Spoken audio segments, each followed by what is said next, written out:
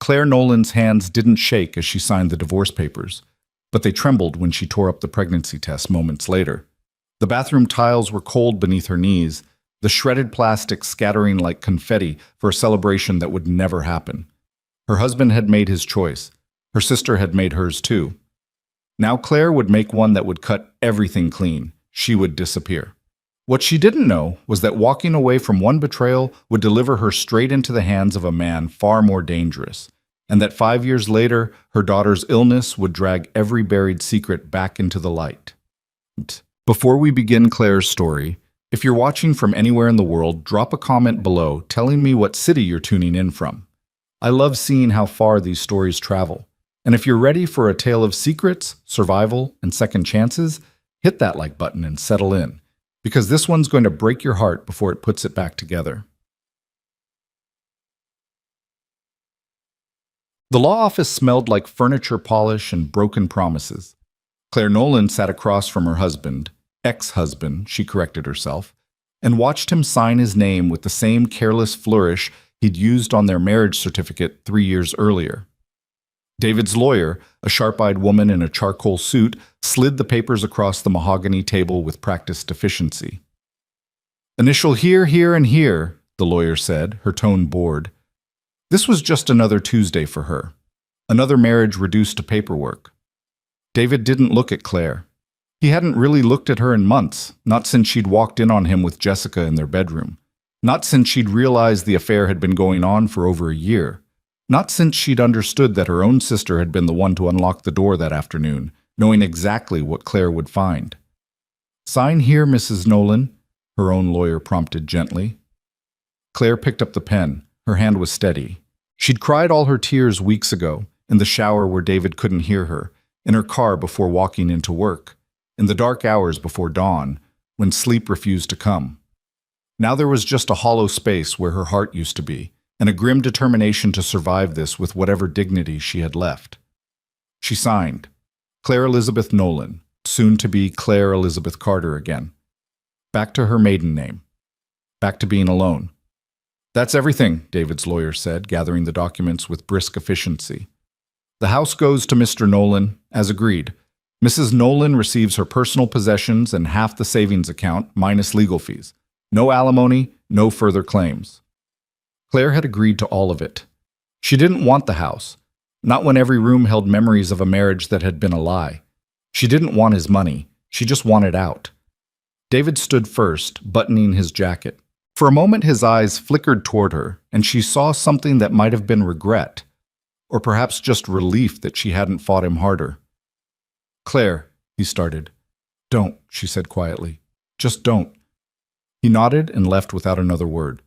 His lawyer followed, heels clicking against hardwood like a countdown to freedom. Claire's lawyer, an older woman named Margaret who'd handled her parents' estate years ago, reached across the table and squeezed her hand. "You're going to be fine, sweetheart. Better than fine. You're going to be free." But Claire wasn't thinking about freedom. She was thinking about the pregnancy test she'd taken that morning, hidden in the bottom of her purse. She was thinking about the 2 pink lines that had appeared while she'd knelt on her bathroom floor, gripping the edge of the sink. She was thinking about the choice she'd already made. "Thank you, Margaret," Claire said, gathering her things. "For everything. Call me if you need anything. Anything at all." Claire nodded, but she knew she wouldn't call. She wouldn't call anyone. What she was about to do, she would do alone. Bako. The pharmacy was 3 blocks from her apartment, the small studio she'd moved into after leaving the house. Claire walked there in the fading afternoon light, autumn leaves crunching beneath her feet. Chicago was beautiful in October, all gold and crimson and cool breezes that smelled like change. She bought a bottle of water and locked herself in the pharmacy bathroom, pulling the pregnancy test from her purse with shaking hands.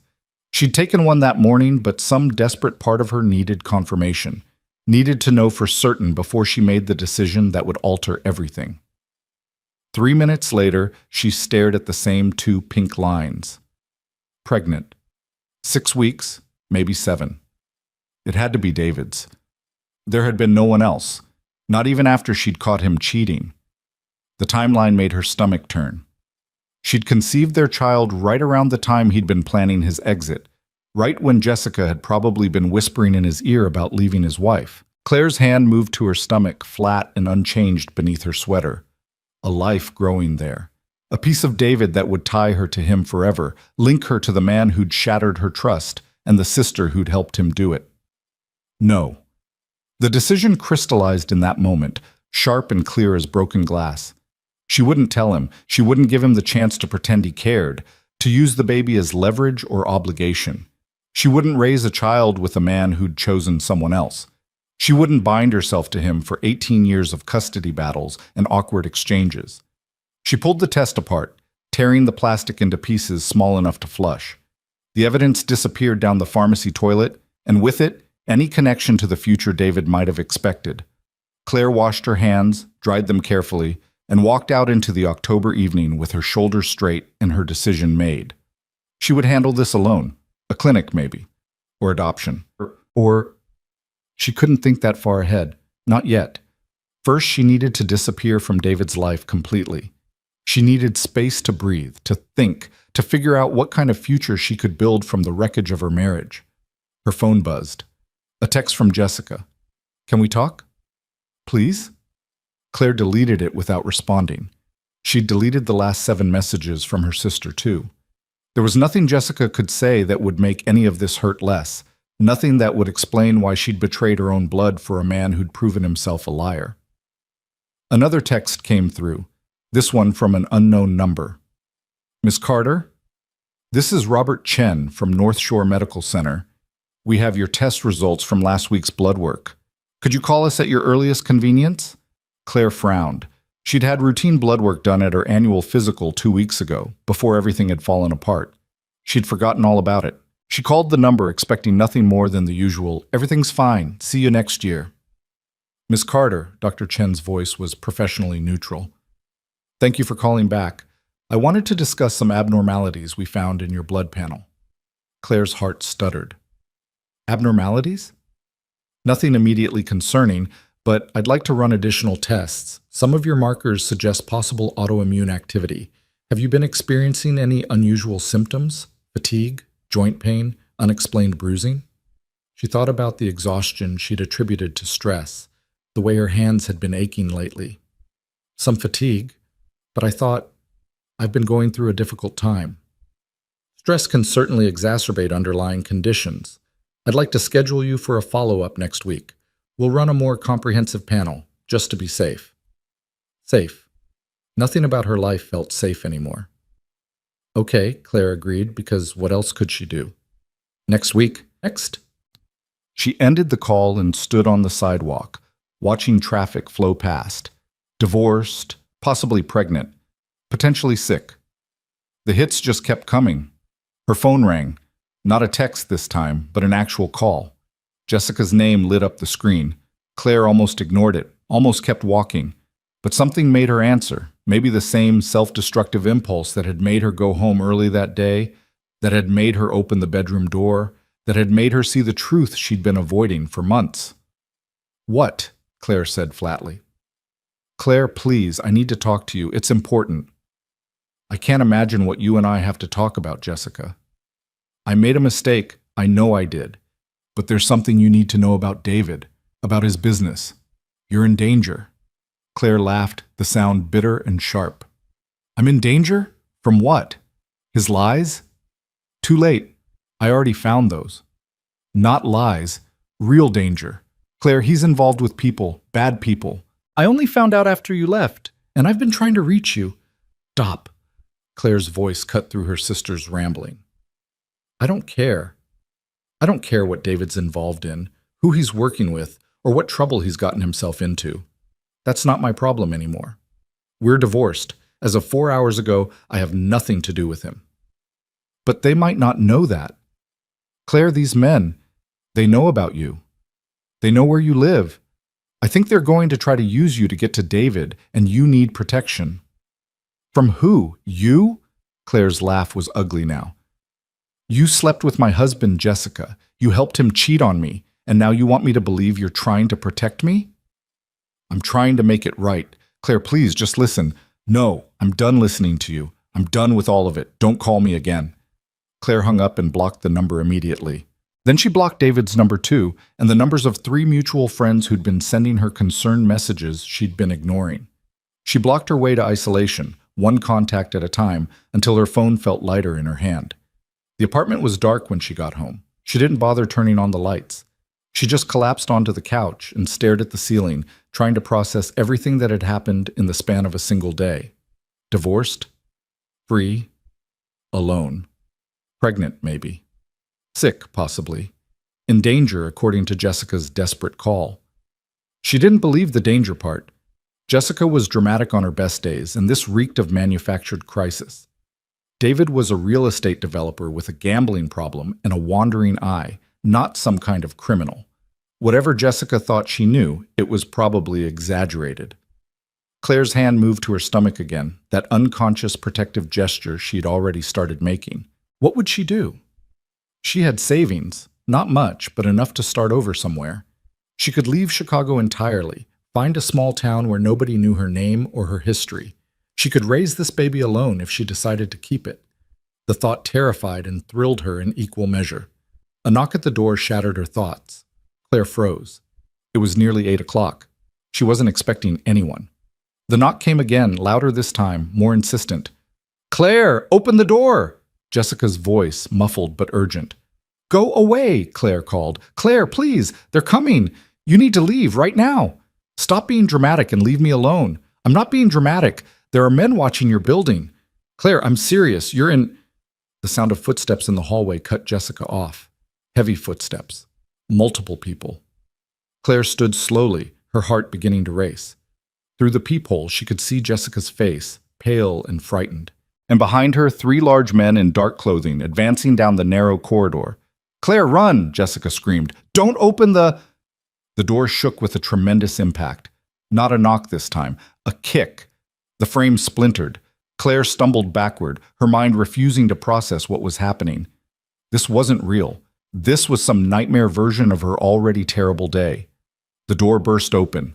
Jessica fell forward, knocked aside by one of the men. She hit the hallway wall hard and slid down, dazed. Claire ran. She didn't think, didn't plan, just turned and sprinted for the apartment's back window that opened onto the fire escape.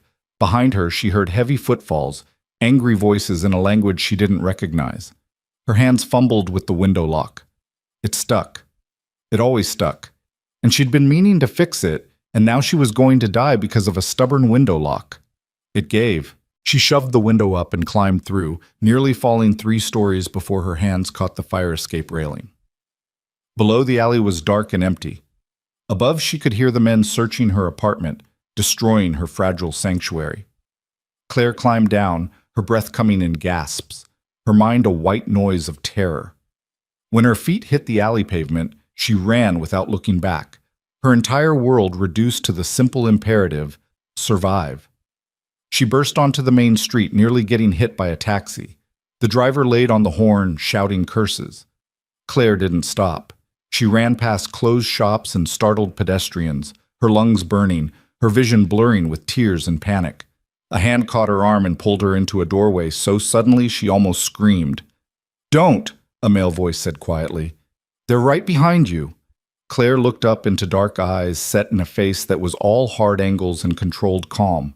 The man was tall, well-dressed in a way that spoke of money and power, and he held her with a grip that was firm but not painful.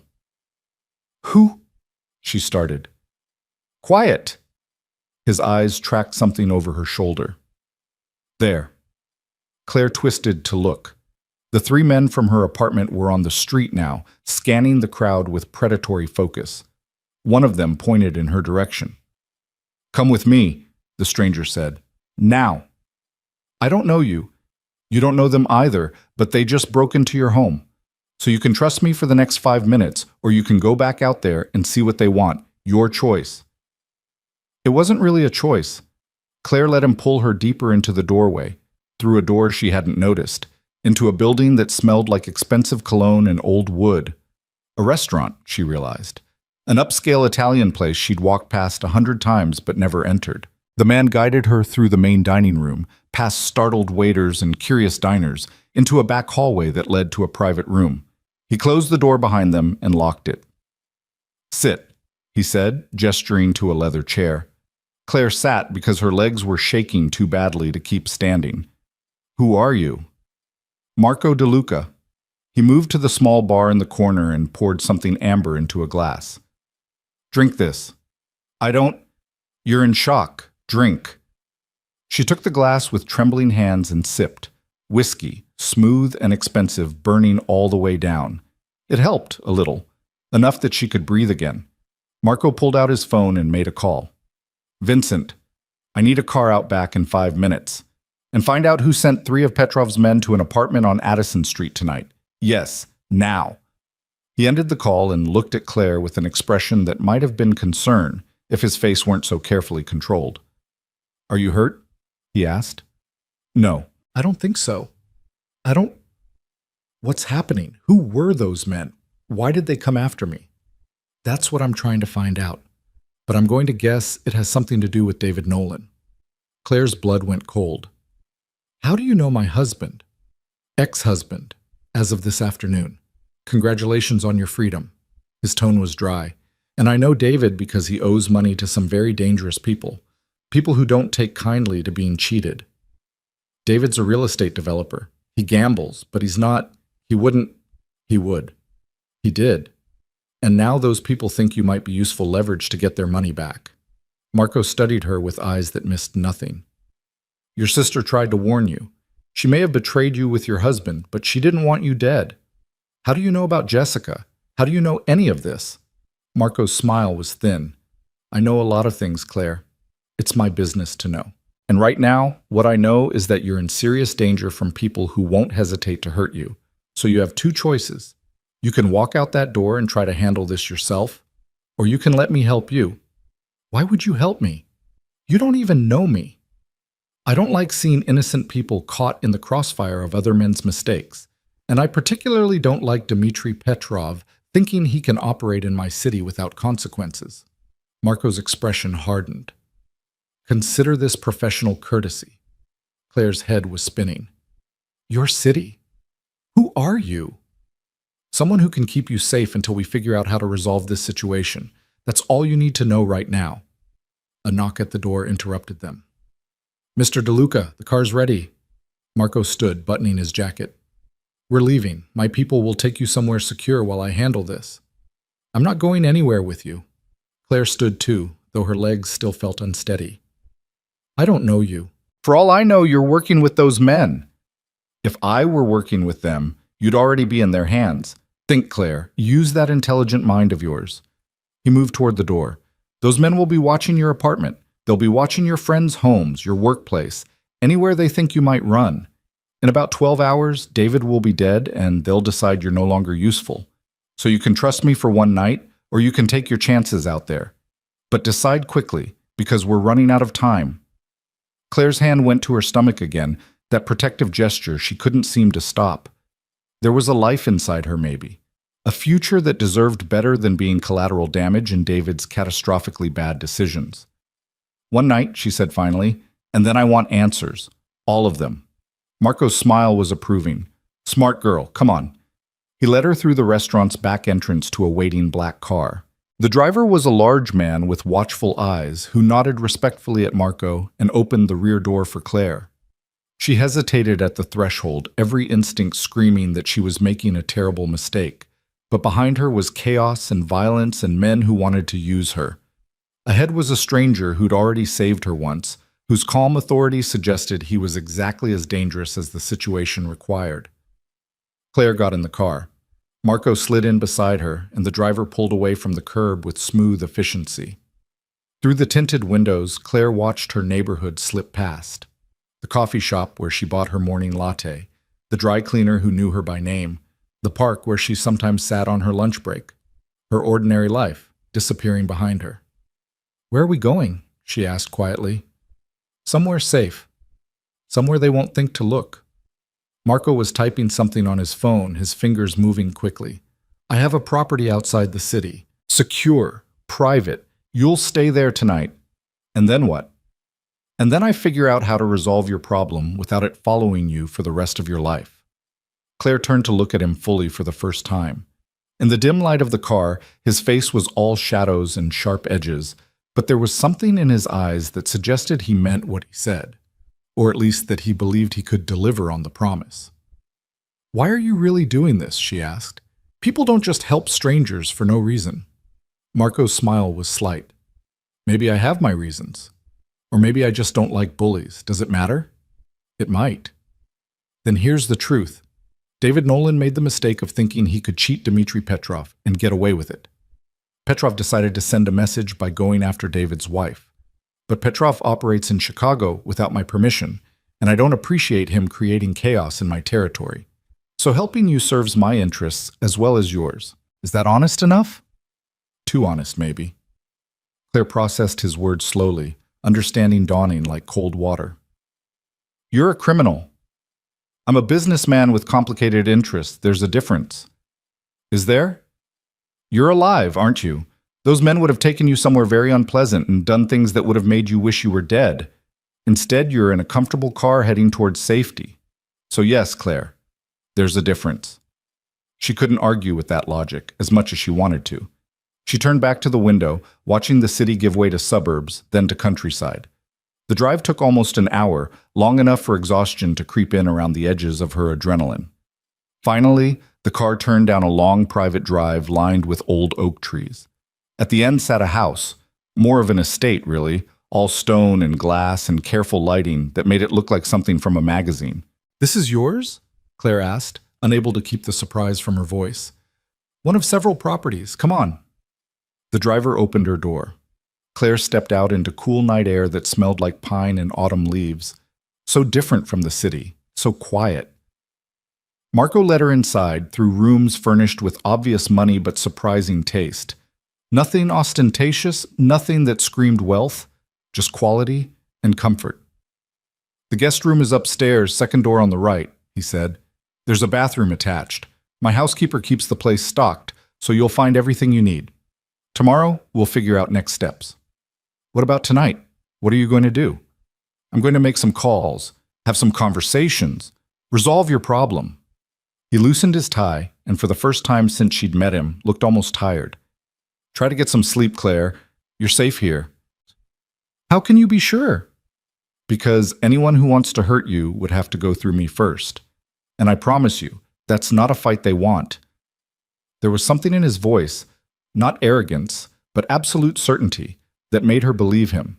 This man had killed before, would kill again if he deemed it necessary. The knowledge should have terrified her. Instead, it made her feel safer than she'd felt in months. "Thank you," she said quietly, "for helping me." Marco's expression softened slightly. "You're welcome. Now go rest. Tomorrow is going to be complicated." Claire climbed the stairs slowly, her body finally acknowledging the trauma of the evening. The guest room was beautiful, all soft grays and whites, with a bed that looked like a cloud. The attached bathroom had a shower with multiple jets and towels so thick and soft she wanted to cry. She locked the door, then checked it twice. Then she sat on the edge of the bed and finally let herself shake. She'd been attacked in her own home, chased through the streets, rescued by a stranger who'd admitted to being a criminal. And somewhere in Chicago, her ex-husband was probably about to die because of debts she'd known nothing about. Her whole world had gone insane in the span of hours. Claire pulled out her phone, thinking to call. Who? Margaret, her lawyer, the police? What would she even say? "Hi, some mobsters tried to kidnap me, so now I'm staying with a different mobster who promises he's one of the good guys." She opened her text messages and found one last message from Jessica, sent right before the men had broken down her door. "I'm so sorry. For everything. I love you. Please be safe." Claire deleted it. She deleted Jessica's contact entirely. Then she turned off her phone and dropped it on the nightstand like it had burned her. Alone in the beautiful room, in the house of a dangerous stranger, Claire finally let herself cry. Not for David, who'd proven himself unworthy of her tears. Not even for Jessica, whose betrayal had cut deeper than any affair. She cried for herself, for the life she'd lost, for the future she'd imagined that would never exist, for the woman she'd been when she'd woken up that morning, still innocent enough to think divorce was the worst thing that could happen to her. That woman was gone now. Claire didn't know who she would be tomorrow, She only knew that she had to survive the night first, had to make it to dawn, and then through the day after that, and the day after that. She changed into a t-shirt she found in the dresser, men's, probably Marco's, soft from washing, and climbed into bed. The sheets smelled like lavender and something else, something crisp and clean that reminded her of safety. Sleep came eventually, fitful and full of dreams where she ran forever down dark alleys, chased by shadows that never quite caught her. Boom. Downstairs, Marco DeLuca poured himself another whiskey and stared out the floor-to-ceiling windows at his dark property. Somewhere in the house above him, Claire Carter was trying to sleep. The woman whose life had imploded in a single day. The woman he'd saved on impulse for reasons he hadn't fully examined. She was beautiful, even terrified and disheveled. Dark hair, intelligent eyes, a spine of steel hidden beneath obvious fear. She'd run from danger without hesitation, climbed down a fire escape 3 stories up, and made the rational choice to accept help from a stranger when cornered. Smart, brave, broken. Exactly the kind of woman Marco usually avoided, because broken things required care he didn't have time to give, but there was something about her that had made him step in. Something beyond professional courtesy or territorial pride. When he'd seen her running down that street, pure terror on her face, something in his chest had tightened with unexpected protectiveness. He'd wanted to hurt the men chasing her, not just stop them, hurt them. Marco took a long drink and acknowledged the complication Claire Carter represented. She was David Nolan's ex-wife, which made her a liability. She was innocent, which made her dangerous to his carefully maintained neutrality. She was vulnerable, which made her a temptation he couldn't afford. But she was also his now, at least for tonight, under his protection, in his home, and Marco DeLuca protected what was his. His phone buzzed. Vincent. Found David Nolan. He's at his girlfriend's place on the north side. Petrov's men are waiting for him outside. How many? 4. They're not being subtle about it. Marco considered. Let them take him, but make sure it's clean. No civilian casualties. You're not going to stop it? David Nolan made his bed, but tell our people to document everything. If Petrov steps out of line, I want evidence. And the girl? Marco glanced up at the darkened second floor. She stays here until it's safe, however long that takes. Boss, getting involved with Nolan's ex-wife, that's going to send a message. Good. Let it send a message. Petrov doesn't operate in my city without permission. He needs to be reminded of that. And if he doesn't take the reminder well? Then we'll have a different conversation, a more permanent one. Marco ended the call and drained his glass. Tomorrow Claire would have questions. She'd want to know what happened to David, what happened to the men who'd chased her, what happened next. He'd tell her most of the truth. Not all, she couldn't handle all of it, but enough to help her understand the new reality she'd stumbled into. And then he'd let her go. Send her somewhere safe, somewhere far from Chicago and Petrov and the mess her ex-husband had created. Give her money to start over, a new name if she wanted it, whatever she needed to rebuild. That was the plan, the smart play, the professional choice. So why did the thought of sending her away make his jaw tighten with something that felt dangerously close to reluctance? Marco poured another whiskey and admitted what he'd been avoiding since the moment he'd pulled her into that doorway. Claire Carter was already under his skin, and letting her leave was going to be harder than it should be. But he'd do it anyway. Because broken things deserved better than the kind of life he could offer, even if keeping her felt like the first right thing he'd done in years. Dawn came too early, pale light filtering through curtains Claire didn't remember closing. For one blessed moment, she forgot where she was. Then memory crashed back. The divorce papers, the pregnancy test, the men breaking down her door, Marco DeLuca's dark eyes and dangerous promises. She sat up slowly, her body aching from tension she'd carried through the night. The guest room looked different in daylight, less like a sanctuary and more like what it was, a beautiful cage in a stranger's house. Her phone sat on the nightstand where she'd left it, still powered off. Claire stared at it for a long moment before turning it back on. The screen lit up with a flood of notifications, 17 missed calls, 32 text messages. She scrolled through them with growing dread. 3 calls from Margaret, her lawyer, 5 from unknown numbers. The rest from Jessica, each message more desperate than the last. Claire, please answer. They took David. He's dead. Oh God. Claire, he's dead and it's my fault. Please tell me you're safe. I need to know you're alive. Claire's hands started shaking. David was dead. Her ex-husband, the man she'd loved enough to marry, the father of the child she might be carrying, dead because of debts and danger she'd known nothing about. She should feel something. Grief, maybe. Horror. Instead, there was just numbness and a terrible sense of inevitability. David had made his choices. Those choices had consequences. She'd just never imagined the consequences would be fatal. A soft knock interrupted her spiraling thoughts.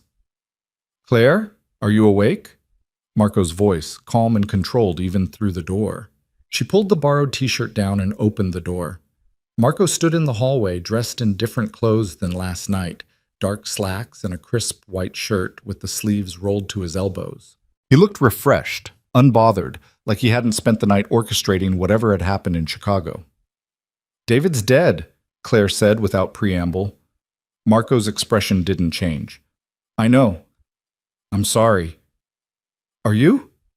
Sorry? That you're caught up in this? Yes, that David Nolan won't hurt anyone else? No. The honesty was brutal. Claire almost appreciated it. Did you kill him? No, Petrov's men did. Around 3 this morning. It was quick. Marco studied her face. You loved him once. It's okay to grieve that, even after everything he did. I don't know what I feel. Claire wrapped her arms around herself. How do you know what happened? How do you know it was quick? Because I had people watching, making sure it didn't turn into something messier. He gestured down the hallway. Come downstairs. We need to talk, and you should eat something first. Claire followed him through the house, noticing details she'd missed in last night's panic. Hardwood floors that gleamed in the morning light. Art on the walls that looked expensive and carefully chosen. Windows that overlooked grounds so extensive she couldn't see where the property ended. The kitchen was all marble and stainless steel, professional grade but warm somehow. A woman in her 60s stood at the stove, gray hair pulled back in a neat bun. Mrs. Chen, this is Claire. She's our guest. Marco pulled out a chair at the island.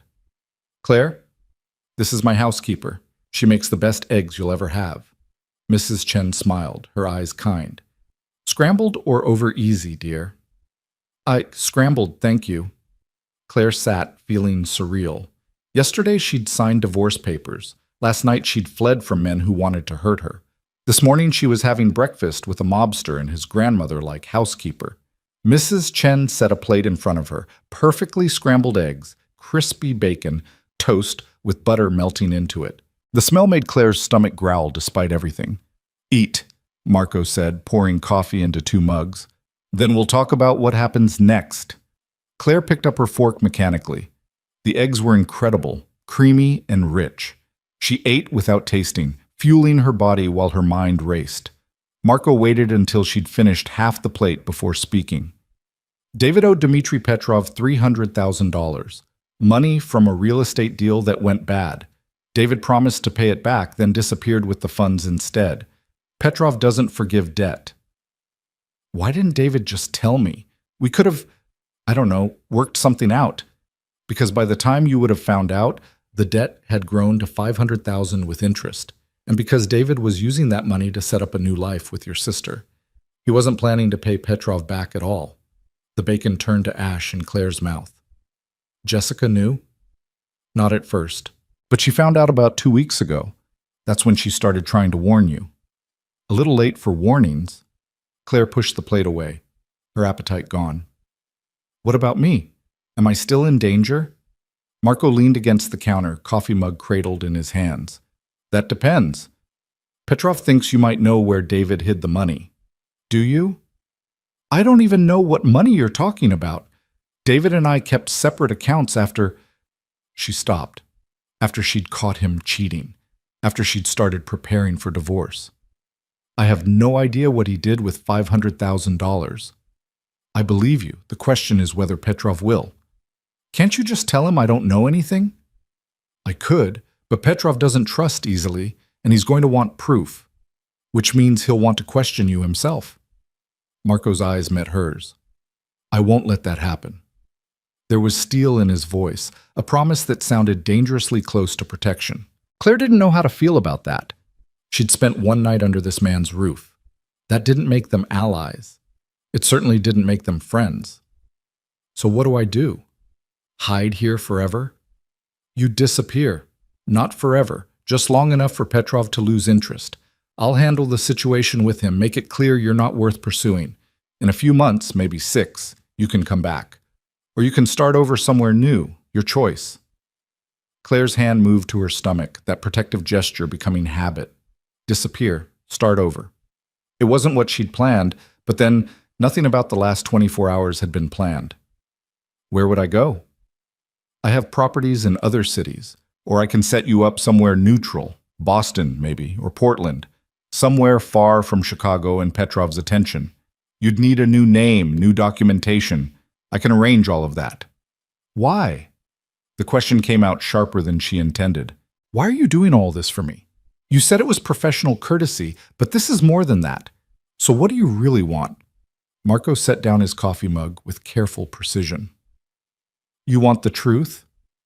I think I've earned it. Fair enough. He crossed his arms, and for the first time since she'd met him, he looked almost uncomfortable. I don't like innocent people getting hurt because of other people's mistakes. My father, he stopped, jaw tight. Let's just say I learned young what it looks like when someone gets caught in crossfire they didn't deserve. So when I saw you running down that street, terrified, I made a choice. Maybe not the smart choice, but the right one. There was history in his words, old pain carefully buried. Claire recognized it because she carried her own buried pain. Your father was innocent? My father was a lot of things. Innocent wasn't one of them, but my mother was. And she paid the price for his choices. Marco's expression shuddered. That's not your burden to carry. Point is, I'm helping you because I can, and because you deserve better than what David left you with. That's the whole truth. Claire believed him. God help her, she believed every word. What if I don't want to disappear? What if I want to stay and fight? Then you'd be dead within a week. Petrov isn't someone you fight, Claire. He's someone you survive. And you? Are you someone people just survive? Marco's smile was thin. I'd like to think I'm more reasonable than Petrov, but I'm not someone you fight either. I'm someone you trust or you don't. Right now, I'm the only thing standing between you and a very ugly death. So what's it going to be? The choice wasn't really a choice. Claire knew that. She could accept Marco's help and disappear, or she could try to handle this alone and end up like David, dead in some apartment, payment for debt she'd never agreed to carry. Boston, she said quietly. I've never been to Boston. Good choice. It's beautiful in the fall. Marco pulled out his phone. I'll make arrangements. You'll leave tonight after dark. New name, new apartment, enough money to get you started. 6 months from now, you'll be free to come back or stay, whatever you want. And what do you get out of this? Peace of mind and the satisfaction of knowing Petrov doesn't get everything he wants. Marco's eyes held hers. Sometimes that's enough. Mrs. Chen had been quietly cleaning the kitchen, but now she spoke up. The girl needs clothes if she's staying the day. Should I send for something? Marco glanced at Claire, taking in the borrowed t-shirt and bare legs. What size are you? 6, medium in shirts. Claire felt heat creep up her neck. I left everything at my apartment. We can't go back there, too dangerous. Marco made a call, speaking quietly to whoever answered. When he hung up, he turned back to Claire. My assistant will bring clothes this afternoon. In the meantime, there's a library upstairs, a gym if you want to work off stress. You're free to go anywhere on the property, but don't leave the grounds. Am I a guest or a prisoner? You're someone under my protection, which means you follow my rules until you're safe. Can you do that? Claire wanted to argue, wanted to assert her independence and autonomy, but she was tired, scared, and still processing the fact that her ex-husband was dead and she was potentially carrying his child while hiding in a mobster's estate. Yes, she said finally. I can do that. Good. Marco checked his watch. I have business in the city. Vincent will be here. He's head of security. Anything you need, ask him or Mrs. Chen. I'll be back this evening to finalize your travel arrangements. He left without waiting for a response, his footsteps echoing through the house until the front door closed with quiet finality. Claire sat in the suddenly empty kitchen, feeling the weight of everything settle over her like a heavy blanket. Mrs. Chen refilled her coffee cup without asking. "He's a good man," the housekeeper said quietly. "Dangerous, yes, but good where it counts." "You've known him long?" "Since he was 15. Angry boy back then, all sharp edges and hurt. But he's grown into someone who protects people, who keeps his word." Mrs. Chen's smile was gentle. "You're safe here, dear. Whatever else you're afraid of, you don't need to fear him." Claire wanted to believe that, but she'd trusted David once and her sister, and look where that had gotten her. Trust was a luxury she couldn't afford anymore. She spent the morning exploring the house, because sitting still felt impossible. The library was 2 stories of books, with a rolling ladder and leather chairs positioned near tall windows. The gym was professional grade, all new equipment and mirrors. There was a music room with a piano, a home theater, a wine cellar that probably cost more than her yearly salary. Marco DeLuca lived well. Very well. Whatever his business was, it clearly paid. Claire found herself back in the library, running her fingers along book spines without really seeing them. Her phone buzzed in her pocket, another message from Jessica. "Please, Claire, I know you hate me. I hate myself. But I need to know you're alive. Just one word. Please." Against her better judgment, Claire typed a response. "I'm alive. Don't contact me again." Jessica's reply came within seconds. "Thank God. Where are you? Are you safe?" "I'm safe. That's all you need to know. The police came to my apartment. They're asking about David. About you. I didn't tell them anything but Claire. They think you might have been involved." Claire's blood ran cold. "Involved in what?" "In his death. They found your fingerprints at his girlfriend's apartment. They know you filed for divorce yesterday. They think maybe you—" The phone slipped from Claire's hands, clattering on the hardwood floor. "The police thought she'd killed David. Of course they did. Scorned wife, fresh divorce, fingerprints at the scene. It was circumstantial but compelling, and she had no alibi for last night that didn't involve admitting she was with Marco DeLuca, a mobster who'd probably known exactly when and how David was going to die." Oh God, what had she walked into? Claire's breathing came faster, panic rising like a tide. She'd thought she was being protected. What if she was being framed? What if Marco had saved her not out of kindness, but because he needed a convenient scapegoat for murder? "Ms. Carter?" She spun around. A large man in a dark suit stood in the library doorway. Vincent, presumably. He had the build of someone who broke things for a living, but his expression was professionally neutral. "Mr. DeLuca asked me to check on you. Are you all right? I need to speak to him, now." "He's in a meeting, but I can have him call you when he's—" "Now," Claire repeated, her voice shaking. "Tell him the police think I killed David. Tell him I need to know what the hell is going on, right now." Vincent's expression shifted slightly, something like concern crossing his features. He pulled out his phone and stepped into the hallway. Claire heard low voices, then Vincent returned. "He's coming back, 30 minutes. It was the longest 30 minutes of Claire's life. She paced the library like a caged animal, scenarios spinning through her mind, each one worse than the last. By the time she heard the front door open, she'd convinced herself Marco had set her up from the beginning. He found her in the library, still wearing his business clothes, his expression unreadable. "Explain," Claire said before he could speak. "Explain why the police think I killed David." Marco closed the library door behind him. "Because someone made sure they would. My guess is Petrov, creating chaos to cover his tracks. My fingerprints are at the crime scene, at his girlfriend's apartment. How is that possible? I haven't been to that apartment in months." "When did you last see David? Before yesterday?" Claire thought back. 2 weeks ago, we met at a coffee shop to discuss the divorce settlement." "Did you touch anything? His phone, his keys, a pen?" "His pen. I borrowed it to make notes." The realization hit her. "They lifted my prints." "Probably. Not difficult if you know what you're doing.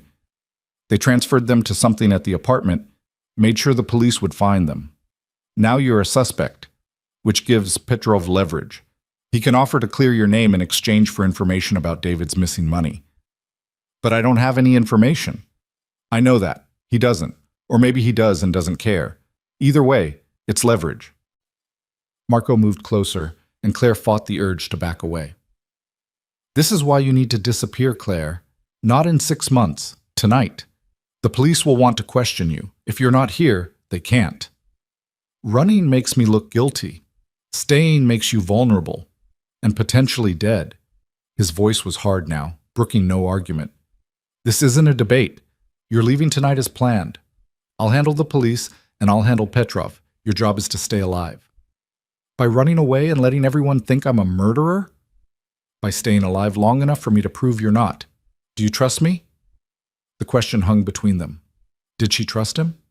This man she'd known for less than 24 hours, who'd saved her life but might have his own agenda, who spoke of murder and police and leverage like they were ordinary business concerns. I don't know, Claire admitted. I don't know anything anymore. Marco's expression softened slightly. That's fair, but here's what I know. You're innocent. David's death was unfortunate but inevitable. He crossed the wrong people. Your sister tried to help you, too late but genuinely. And right now the best chance you have at a normal life is letting me get you out of Chicago before this gets worse. Can you trust that much? Claire wanted to say no, wanted to call the police herself, explain everything, throw herself on the mercy of the legal system. But she knew how this looked, knew that innocent people went to prison all the time because circumstantial evidence was compelling and juries wanted someone to blame. And there was the baby. Maybe. Possibly. She still didn't know for certain, but she couldn't risk it. Couldn't risk going to jail pregnant, giving birth in custody, losing a child before she'd even decided if she wanted to keep it. Okay, she said quietly. I'll go tonight. But I want answers, Marco. Real answers. About who you are, what you do, why you're really helping me. All of it. You'll have them. On the drive to Boston, I'll tell you everything you want to know. He pulled out his phone. I'm moving up the timeline. You leave in 2 hours. Pack light. My assistant brought clothes. They're in your room. Bring nothing that can be traced back to you. I don't have anything. Everything I owned was in my apartment. Good. Easier that way. Marco headed for the door, then paused. Claire, you're doing the right thing. I know it doesn't feel like it, but you are. After he left, Claire climbed the stairs on shaking legs. In the guest room, she found shopping bags from expensive stores, jeans that actually fit, soft sweaters, practical shoes, even toiletries and makeup. Marco's assistant had good taste and better instincts. Claire changed into jeans and a dark sweater, pulling her hair back into a ponytail. She looked at herself in the mirror and barely recognized the woman staring back. Pale, frightened, running from a life that had imploded. Her phone buzzed again. Not Jessica this time. Margaret, her lawyer. Claire, the police contacted me. They want to talk to you about David. Call me before you speak to them. This is important. Claire deleted the message. She couldn't call Margaret back, couldn't explain where she was or what she was doing. Couldn't drag her lawyer into this mess. She turned off the phone completely and left it on the nightstand. Wherever she was going, Claire Carter couldn't follow. That woman was a suspect in a murder investigation, tied to a dead man and a dangerous debt. The woman who walked down those stairs 2 hours later would be someone else entirely. Marco was waiting in the foyer with Vincent and a woman in her 30s with sharp eyes and efficient movements. This is Angela, Marco said. She'll be traveling with you to Boston, getting you settled. Angela, this is Emma, the woman supplied. Emma Ross, recently relocated from Seattle for a fresh start. That's your story, and here are your documents. She handed Claire a folder. Driver's license, social security card, bank statements for the account we just opened in your name. Memorize the details during the drive. Claire opened the folder with trembling hands. The driver's license showed her face, but a different name, a different birth date.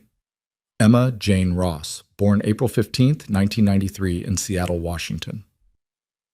This is illegal, she said faintly. This is survival, Marco corrected. Your real identity stays buried until it's safe to resurface. 6 months, maybe less if I can resolve things faster. Can you do this? Claire looked at the documents, at the stranger's life she was supposed to inhabit. Then she looked at Marco, at the certainty in his eyes that this was the only way. I can do this, she said, and hoped it was true. The drive to Boston took 8 hours. Angela drove in silence for the first two, letting Claire process. Then, as promised, Marco called. You wanted answers, his voice came through the car's speakers. Ask. Who are you, really? Marco DeLuca, 34 years old. I run various businesses in Chicago, restaurants, real estate, import-export. Some of those businesses are legitimate, some aren't. I keep the city peaceful by mediating between people like Petrov and people who want Petrov gone. It's a careful balance. You're a criminal. I operate in gray areas. I don't hurt innocent people. I don't deal in drugs or human trafficking. I don't prey on the weak. But yes, by most legal definitions, I'm a criminal. And you're helping me because you remind me of my mother, not in looks, but in circumstances. She was caught between my father's choices and his enemies. She didn't deserve what happened to her. Neither do you. What happened to her? A pause. She died when I was 15. Collateral damage in someone else's war. I decided that day that if I ever had power, I'd use it to protect people like her. People who just wanted to live quiet lives but got dragged into chaos. So that's what I do, when I can. Claire absorbed this, the loss in his voice making him suddenly human in a way she hadn't expected. I'm sorry about your mother. Ancient history, but it's why I do what I do. Another pause. Your turn. Why did you really leave David? The affair was bad, but there's more. Claire hadn't expected the question to hurt, but it did. He stopped seeing me, not just physically, emotionally. I became furniture in our marriage, something useful but not important. The affair was just confirmation of what I already knew. I'd never been enough for him. He was a fool. He was human. People fall out of love. No, Marco said firmly. People make choices. He chose to betray you instead of being honest. He chose your sister instead of honoring his vows. Those were his choices, Claire, not your failures. The words hit something deep and wounded inside her. Claire felt tears sting her eyes and blinked them away furiously. Thank you for saying that. I mean it. David Nolan was a fool who didn't deserve you. Remember that when you're tempted to blame yourself. They talked for another hour, about Chicago, about Boston, about the logistics of her new life. Marco had arranged an apartment, a job at a small bookstore whose owner owed him a favor, even a bank account with enough money to live on for months. I'll pay you back, Claire insisted. Consider it an investment in justice. Or don't think about it at all. Just focus on building a life as Emma Ross. When the call ended, Claire felt steadier. Not safe. She might never feel truly safe again. But steadier. Like maybe she could survive this. They reached Boston just after midnight. The apartment was in a quiet neighborhood. Nothing fancy, but clean and secure. Angela helped her unpack the few belongings she'd brought, showed her how the locks worked, left emergency contact numbers. Marco's people will check on you periodically, Angela said at the door. You won't see them, but they'll be around. If you need anything, call the number he gave you. And Emma, try to build a real life here. Don't just exist waiting to go back. Actually live. Then she was gone. And Claire, Emma, was alone in a strange apartment in a strange city with a stranger's name and a future full of uncertainties. She stood at the window, looking out at Boston's nighttime skyline, and let herself finally feel the weight of everything she'd lost. Her marriage, her home, her identity. Maybe a child she hadn't decided whether to keep, but she was alive. And tomorrow she would wake up as Emma Ross and figure out how to keep living. That would have to be enough. 5 years passed like water through fingers, sometimes slow, sometimes rushing, but always moving forward. Emma Ross became real in ways Claire Carter had never managed. She woke early to open the bookstore, learned the names of regular customers, planted herbs in window boxes that actually grew. She found a pediatrician when the pregnancy test came back positive 3 weeks after arriving in Boston, found a small hospital where she gave birth to Lily 8 months later, found a strength she hadn't known existed when she held her daughter for the first time. The money Marco had given her stretched far when combined with her bookstore salary. She lived simply, carefully, building a life that felt honest even though it was founded on lies. The name was false, the documentation manufactured, but the love she poured into her daughter was real. The books she recommended to customers were real. The friendships she cautiously built were real. Marco called once a month for the first year, checking in with professional distance. Then every other month. Then quarterly. The calls grew shorter, more perfunctory, until they stopped altogether. His people still watched. She caught glimpses sometimes, unfamiliar faces that appeared too often to be coincidence. But Marco himself faded into memory, becoming the man who'd saved her life and then let her go. Claire told herself she was grateful for the distance, that she didn't wonder about him, didn't think about those dark eyes and careful promises, that she'd moved on completely. She almost believed it. Lily grew like a wildflower, all dark curls and curious questions.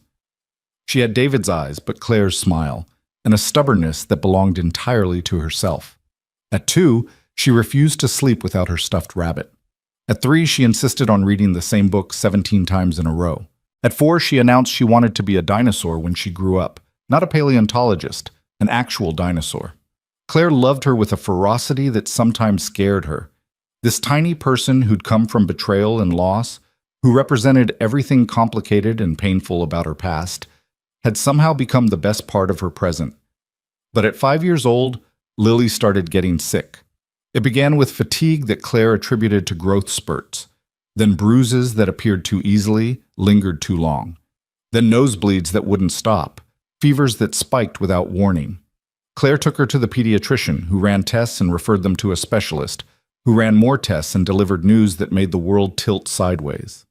"Your daughter has a rare blood disorder," Dr. Singh explained in her office, her expression grave but kind. "It's affecting her bone marrow's ability to produce healthy blood cells. Without treatment, her condition will continue to deteriorate." Claire's hand found Lily's, squeezing tight. Her daughter sat beside her, swinging her legs and humming, blissfully unaware of the weight of the doctor's words. "What kind of treatment?" Claire asked, her voice steady through sheer force of will. "Transfusions in the short term to manage symptoms. But ultimately she'll need a bone marrow transplant. The best chance of finding a compatible donor is usually a biological relative, parent, sibling, extended family." Parent. The word echoed in Claire's head. Lily's father was dead, buried in Chicago under circumstances Claire had spent 5 years trying to forget. David's family had never known about Lily, would never know about her if Claire had her way. "I'll get tested," Claire said. "I'm her mother. I'll be compatible." Dr. Singh's expression suggested she already knew the answer would disappoint. "We'll test you, of course, but the odds of a parent being a perfect match are only about 25%. Do you have other family we could contact, Lily's father?" "He's dead, and I don't have other family." The lie came easily now, smooth as truth. Emma Ross had no family, no ties, no past that could complicate her daughter's future. The testing proved Dr. Singh right. Claire wasn't a match, neither were the bone marrow registries they searched desperately over the following weeks. Lily's specific genetic markers were rare enough that finding a stranger donor would be nearly impossible. "There must be someone," Claire insisted during one appointment, watching Lily color at the small table in the corner. Her daughter was getting thinner, paler, moving with the careful slowness of someone whose body hurt. "What about her father's family? Could we find them somehow?" Dr. Singh hesitated. "If we had their information, we could reach out through the hospital, explain the situation. Most people are willing to get tested when a child's life is at stake." Most people. But David's family wasn't most people. They were wealthy, powerful, and had considered Claire trailer trash even when she'd been married to their golden boy. They'd made their feelings clear at the wedding, at every family gathering afterward, in the cold silence after David's death when they'd blamed her without evidence. Still, this was Lily's life. "I need to think about it," Claire said quietly. That night, after Lily was asleep, Claire pulled out the phone she'd hidden in the back of her closet 5 years ago. The one that belonged to Claire Carter, not Emma Ross. She'd charged it once a year, just in case, but had never turned it on. Her hands shook as she powered it up. The phone buzzed with years of accumulated messages, notifications, voicemails. Claire ignored them all and pulled up the one contact she'd never deleted, Marco DeLuca. She stared at his name for a long time before typing a message. "I need help." My daughter is sick and I don't know what else to do. She didn't expect a response. 5 years was a lifetime in his world. He'd probably moved on, forgotten about the scared woman he'd helped escape Chicago. She was just another ghost from his past. The phone rang 30 seconds later. Claire. His voice was exactly as she remembered, calm, controlled, with an undertone of something darker. Tell me everything. So she did. Standing in her small Boston kitchen, speaking quietly so she wouldn't wake Lily, Claire explained about the blood disorder and the failed matching and the desperate need for a biological relative. She explained about David's family, about the impossibility of reaching out to them without revealing where she was and who she'd become. Marco listened without interrupting. When she finished, there was a long silence. I'll handle it, he said finally. Give me 3 days. Marco, I can't ask you to You didn't ask, I'm offering. 3 days, Claire. Keep your daughter stable, and I'll find you a donor. How? You can't just... 3 days. He hung up before she could argue. Claire stood in the darkness, phone still pressed to her ear, and felt something she hadn't felt in 5 years. Hope. 2 days later, Dr. Singh called with news that made no sense. We found a match, she said, her voice bright with surprised relief. A perfect match? I don't know how this happened. The donor registry system flagged someone who wasn't in our original search pool. He's willing to donate immediately. Who is he? Claire asked, her heart hammering. The system shows him as an anonymous donor, but he's requested to meet you and Lily before the procedure. That's unusual but not unheard of. Are you comfortable with that? Claire knew, even before Dr. Singh said his name, knew with a certainty that made her knees weak. The donor's name is Marco DeLuca. Of course it was. When? Claire managed. He's flying in tomorrow. The procedure is scheduled for the day after. Ms. Ross, this is incredibly fortunate. Mr. DeLuca's markers are the best match we could have hoped for. Your daughter is very lucky. Lucky. Claire wasn't sure luck had anything to do with it. She spent the next 24 hours in a state of controlled panic. Marco was coming here, to Boston, to the life she'd built as Emma Ross, to meet the daughter whose existence he knew nothing about. A daughter who was 5 years old. A daughter conceived right before Claire had fled Chicago. A daughter who had to be his. The math was inescapable. Claire had been pregnant when she'd run, carrying a child conceived that one desperate night in Marco's estate. She'd assumed it was David's, the timeline had been close enough, and she'd been too panicked to think clearly. But David hadn't been a bone marrow match. His family wouldn't be matches either. Marco was a perfect match. Marco was Lily's father. Claire sat on the edge of her bed and tried to breathe through the realization. She'd spent 5 years raising his daughter without knowing it, building a life around a child who belonged to a man who'd let her go without question. And now he was coming here, was going to save that child's life, and Claire had no idea what happened next. The hospital room was private and expensively appointed when Claire arrived with Lily the next afternoon. Marco was already there, standing by the window in dark slacks and a crisp white shirt, looking exactly as she remembered, but somehow different. Older, maybe. More settled. He turned when they entered, and his eyes went straight to Lily. The recognition was instant. Claire saw it in the way his expression froze, the way his jaw tightened almost imperceptibly. He knew. Of course he knew. Lily had his coloring, his bone structure, even the way his eyebrow lifted when he was thinking. Mr. DeLuca, Dr. Singh said warmly, this is Emma Ross and her daughter, Lily. Ladies, this is the generous donor who's going to help make Lily better. Marco's eyes finally moved to Claire. 5 years of questions, 5 years of distance, 5 years of secrets, all of it visible in that single look. Miss Ross, he said evenly, it's good to meet you. The lie sat between them like broken glass. Thank you for doing this, Claire said, her voice barely steady, for helping my daughter. Our daughter, I think. The words were quiet, meant only for her. Dr. Singh was already kneeling beside Lily, asking her about the coloring book she'd brought. Claire's breath caught. Marco, not here. Later, after we make sure she's okay. He moved toward Lily, kneeling so he was at her eye level. Hi, Lily. I'm Marco.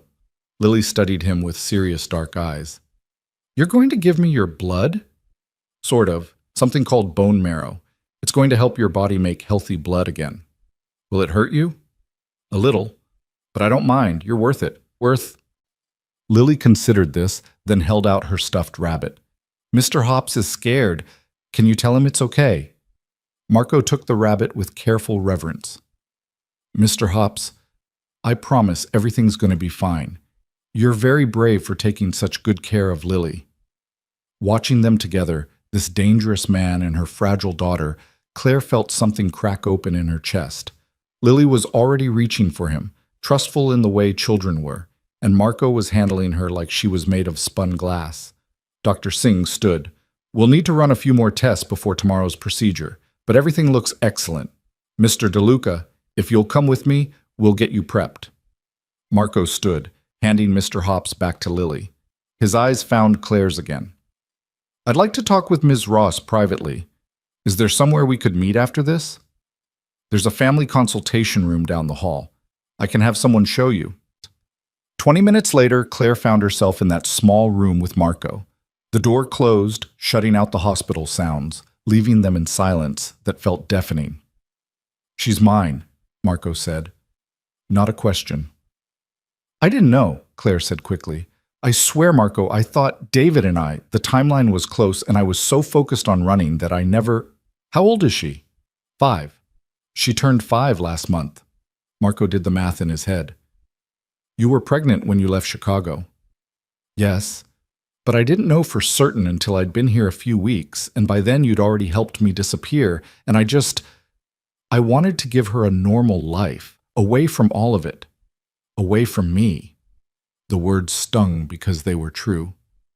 I didn't think you'd want to know. You were the man who helped me escape, not… I never imagined that I'd want to know I had a daughter. Marco's voice was hard now, anger creeping in around the edges of his control. That I might want to be part of her life? You let me go without looking back. You helped me build a new identity, and then you disappeared. What was I supposed to think? You were supposed to think I was giving you space to heal, that I was protecting you by staying away. Marco ran a hand through his hair, the first sign of agitation she'd seen from him. I called every month for a year, Claire. I had people watching to make sure you were safe. I stayed away because I thought that's what you needed, not because I didn't care. Claire felt tears burning behind her eyes. I didn't know. You never said… What was I supposed to say? Hey, I know you're building a new life, but I can't stop thinking about you? That would have been fair? The admission hung between them, raw and unexpected. You thought about me? Claire asked quietly. Marco's laugh was bitter. Every damn day. But you were free, Claire. Free from Chicago and Petrov and everything that had hurt you. I wasn't going to ruin that by dragging you back into my world. And now? Now I find out I have a 5-year-old daughter who's dying because neither of us had the courage to be honest. Marco moved to the window, his back to her. What's her full name? Lily Ann Ross, but Ross isn't…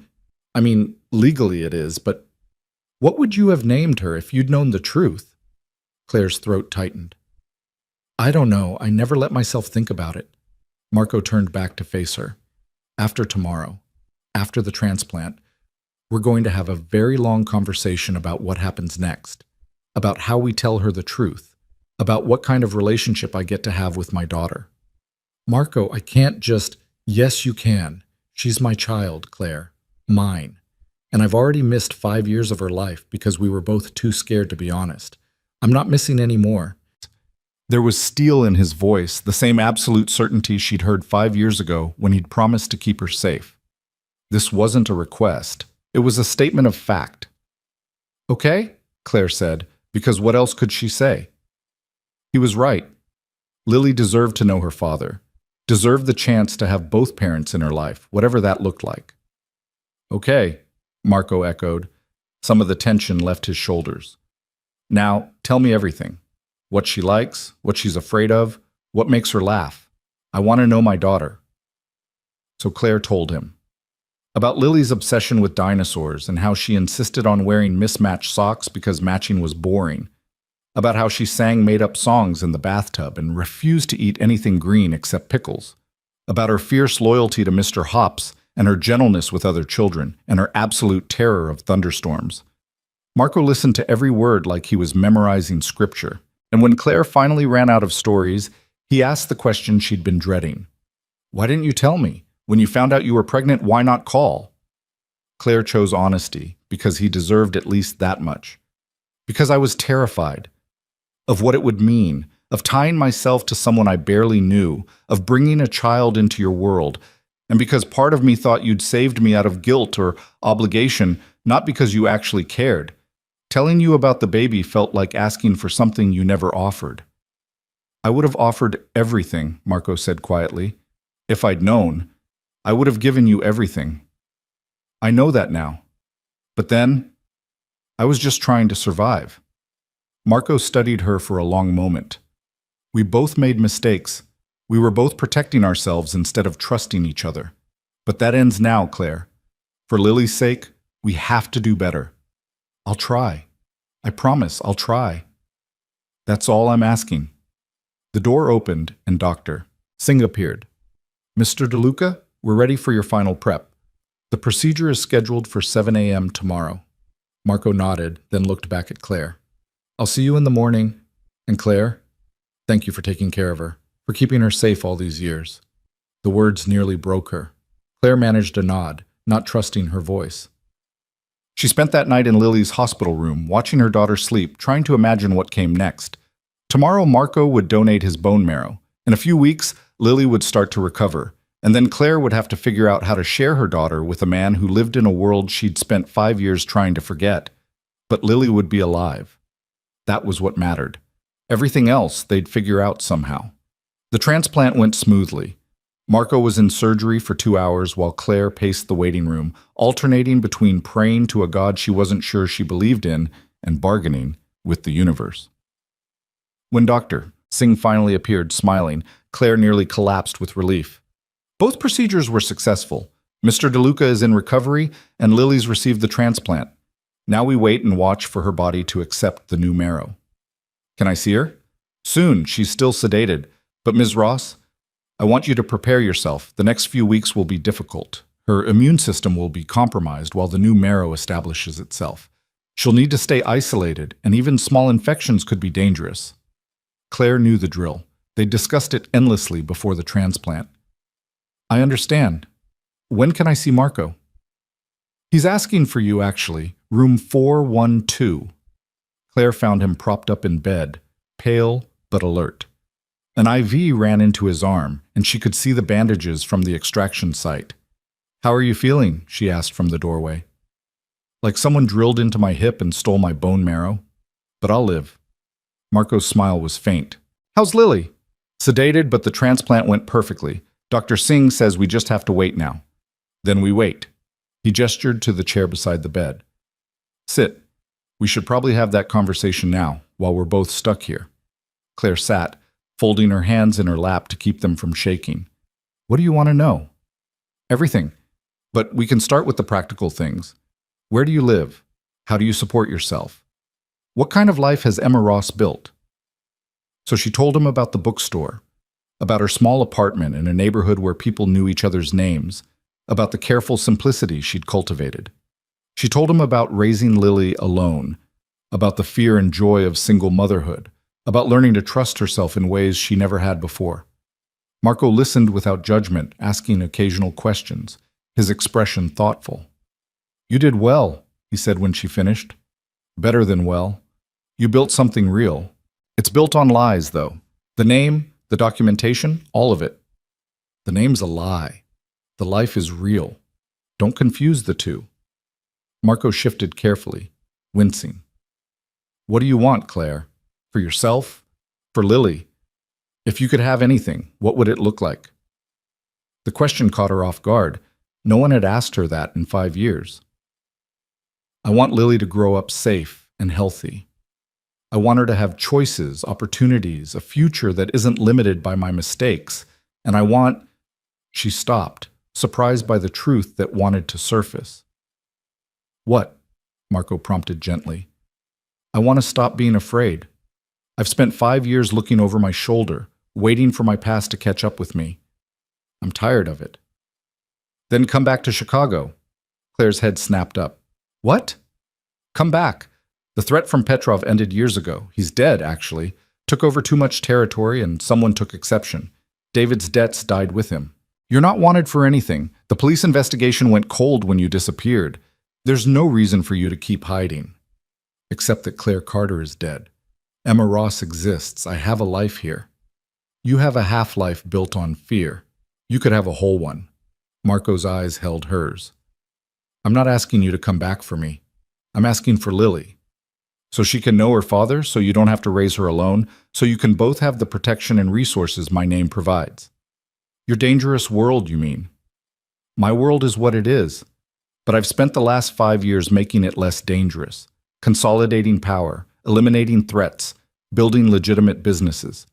I'm not the same man I was, Claire. And even if I were, I'd protect you both with everything I have. Claire wanted to refuse, wanted to insist that her careful Boston life was enough, that she didn't need his help or his world or the complications that came with both. But she couldn't deny the truth. Lily deserved to know her father, deserved the security and opportunities Marco could provide, deserved better than a mother constantly looking over her shoulder. I need time, she said finally, to think about it, to figure out what's best for Lily. Take all the time you need. But while you're thinking, consider this. I've waited 5 years to meet my daughter. I'm not waiting 5 more to be part of her life. Whatever you decide about Chicago, about us, I'm going to be her father. Somehow, some way. It wasn't a threat. It was a promise. And Claire found herself believing every word. Over the next 3 weeks, as Lily's body slowly accepted the transplant, Marco became a permanent fixture in their lives.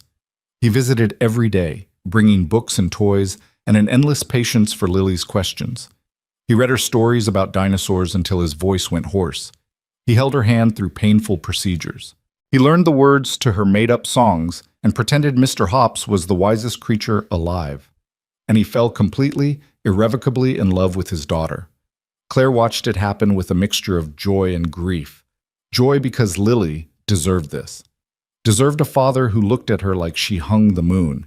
Grief because she'd stolen 5 years of this from both of them through fear and silence. Stop, Marco said one evening, catching her expression as she watched him help Lily with a puzzle. I can hear you blaming yourself from across the room. I kept her from you. 5 years, Marco. 5 years you can never get back. You did what you thought was right to protect her. I can't fault you for that. He glanced at Lily, who was absorbed in finding the right puzzle piece. Besides, we have now. We have every day going forward. That's what matters. Is it enough? For you? Marco met her eyes with an intensity that made her breath catch. It has to be. Because the alternative, being angry, demanding things that can't be changed, that just hurts everyone, especially her. He was right. Claire knew he was right, but the guilt still sat heavy in her chest, a constant reminder of everything she'd cost them all. Dr. Singh confirmed what they'd all been hoping for 6 weeks after the transplant. Lily's body had accepted the bone marrow. Her blood counts were improving. The danger wasn't completely past, but the prognosis had gone from grim to cautiously optimistic. She'll need to stay close to the hospital for another few months, Dr. Singh explained.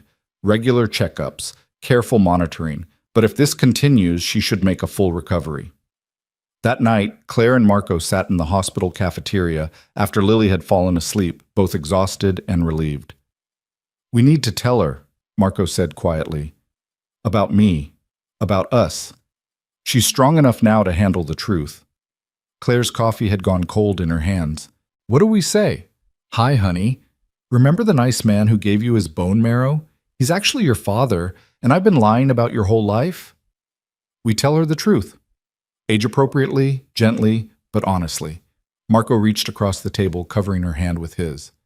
She deserves to know who she is, Claire, who we are. And what are we?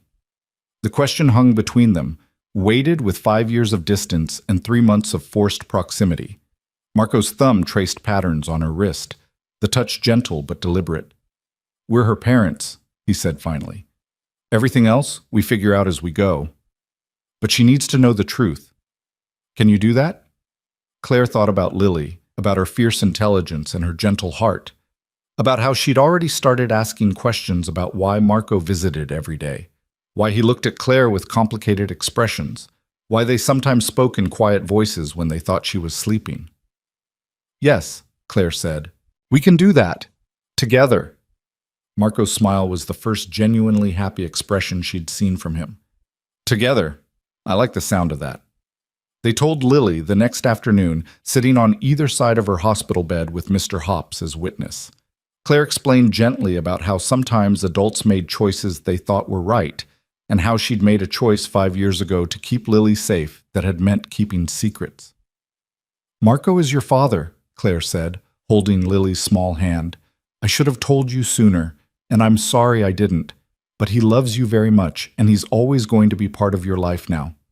Lily looked between them with those serious dark eyes, processing. Then she looked at Marco. "Are you going to stay?" she asked. "Even when I'm better?" Marco's voice was rough with emotion. "Forever, if that's okay with you." Lily considered this gravely. "Will you still read me dinosaur books?" "Every single one, multiple times if you want. And you'll tell Mr. Hops bedtime stories?" "The best stories, I promise." Lily nodded, satisfied with these terms. Then she reached out her arms, and Marco gathered her close, burying his face in her dark curls. Claire saw his shoulders shake slightly and knew he was crying. Her own tears fell silently as she watched her daughter and the man who'd saved them both find each other at last. Later that night, after Lily had drifted off to sleep, Marco walked Claire to her car. The Boston night was cold, autumn turning toward winter, and Claire pulled her coat tighter against the chill. "Come back to Chicago," Marco said again. "Please, let me give you both the life you deserve." Claire looked up at him, at this complicated man who'd saved her twice now and asked for nothing in return except the chance to love his daughter. "What about us? What do we become in this scenario?" "Whatever we want, partners, friends, co-parents." His hand came up to cup her cheek, thumb brushing away a tear she hadn't realized had fallen. "Or something more, if you're brave enough to try." "I haven't been brave in 5 years." "You raised a child alone in a strange city with a fake name and a constant fear of discovery. That's the bravest thing I've ever seen." Marco's smile was gentle. "Come home, Claire. Let me help you be brave again." Standing in that hospital parking lot, with her daughter sleeping upstairs and her future suddenly full of possibilities instead of limitations, Claire made a choice. Not the safe choice, not the careful choice, but the right one. "Okay," she whispered. "We'll come home." Marco pulled her into his arms, and for the first time in 5 years, Claire let herself be held. Let herself believe that maybe, just maybe, everything was going to be okay. The decision to return to Chicago felt both inevitable and terrifying. Claire spent the next 3 weeks finishing Lily's medical clearances while Marco made arrangements that seemed to materialize out of thin air. A house in a quiet neighborhood with good schools, enrollment at a private academy known for its excellent science program, even a position for Claire at an independent bookstore whose owner had mysteriously decided to retire early. "You're buying my life," Claire said one evening as they reviewed the paperwork Marco had brought to the hospital. Lily was doing physical therapy down the hall, regaining strength that the illness had stolen. "I'm building a foundation for our daughter's future," Marco corrected. "There's a difference." "Is there? Because from where I'm sitting, it looks like you're controlling everything." Marco set down the papers with careful precision. "What would you prefer? That I do nothing while you struggle to find work and housing in a city you haven't seen in 5 years? That I let you exhaust yourself trying to prove you don't need help when we both know you do?" The words stung because they were true. Claire's Boston life had been manageable for one person living simply, but returning to Chicago meant facing her past, reclaiming her real identity, and navigating a world that had moved on without her. Doing all that while caring for a recovering child would be nearly impossible without support. "I just don't want to owe you," she admitted quietly. "You don't owe me anything. But Lily deserves stability, and you deserve to not have to fight every battle alone." Marco's expression softened. "I'm not trying to control you, Claire. I'm trying to make your life easier. If that makes you uncomfortable, tell me what you need instead." Claire looked at the paperwork. The deed to a house she'd never seen. The job offer at a salary higher than anything she'd earned as Emma Ross. The school enrollment for a daughter who'd only ever known Boston. I need to feel like I have choices. Like I'm not just following your plan for my life. Then make choices. The house. Do you want to see other options? The job. Would you rather do something else? I can arrange whatever you want, Claire. Just tell me what that is. It was a fair offer, more than fair, but Claire had gotten used to making decisions alone, to being the only architect of her small life. Accepting help felt like surrendering control she'd fought hard to maintain. Can I see the house first, she asked, before I decide? Of course. I'm flying back to Chicago tomorrow to handle some business. Come with me. Lily's stable enough for a day trip, and Dr. Singh said travel would be fine as long as she's not overdoing it. The thought of returning to Chicago made Claire's stomach knot, but she nodded. Okay, tomorrow. Marco stood, gathering the papers. For what it's worth, I'm not trying to run your life. I just want to give you and Lily the safety and comfort you deserve. If I'm overstepping, tell me. I'll adjust. After he left, Claire sat in the quiet hospital room and tried to imagine what coming home would really mean. Not Emma Ross anymore, carefully invisible in her Boston neighborhood. Claire Carter again, the woman who'd disappeared 5 years ago under suspicion of murder. Would people remember? Would they care? Would the police reopen the investigation into David's death? Marco had assured her the case was cold, that no one was looking for her anymore. But trust came hard to someone who'd spent half a decade hiding. The flight to Chicago was Lily's first time on a plane. She pressed her face to the window, chattering excitedly about clouds and how small everything looked below. Marco sat beside her, patient with her endless questions, and Claire watched them from across the aisle, feeling something warm and complicated bloom in her chest. This was what she'd denied them both. These small moments of connection, the easy intimacy of parent and child. Lily deserved more of this. They all did. The car that met them at the airport was sleek and expensive, driven by the same Vincent who'd been head of security 5 years ago. He nodded respectfully at Claire, his expression carefully neutral, and she wondered what Marco had told his people about her return. The house was in Lincoln Park, a gracious Victorian painted soft gray with white trim. It had a yard, an actual yard with old oak trees and a swing set that looked brand new. The inside was furnished but not overwhelming, decorated with warm colors and comfortable furniture that somehow managed to feel both elegant and family-friendly.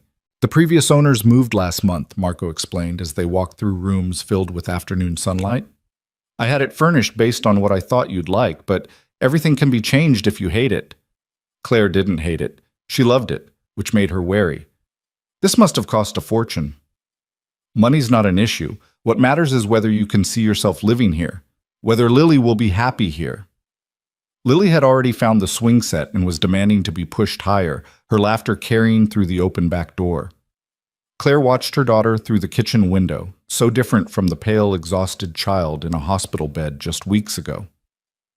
She likes it, Claire said softly. What about you? Claire turned to find Marco watching her with that intense focus he had, like she was a puzzle he was determined to solve. It's beautiful. More than I expected. More than I thought I'd ever have. Then it's yours. Both of you.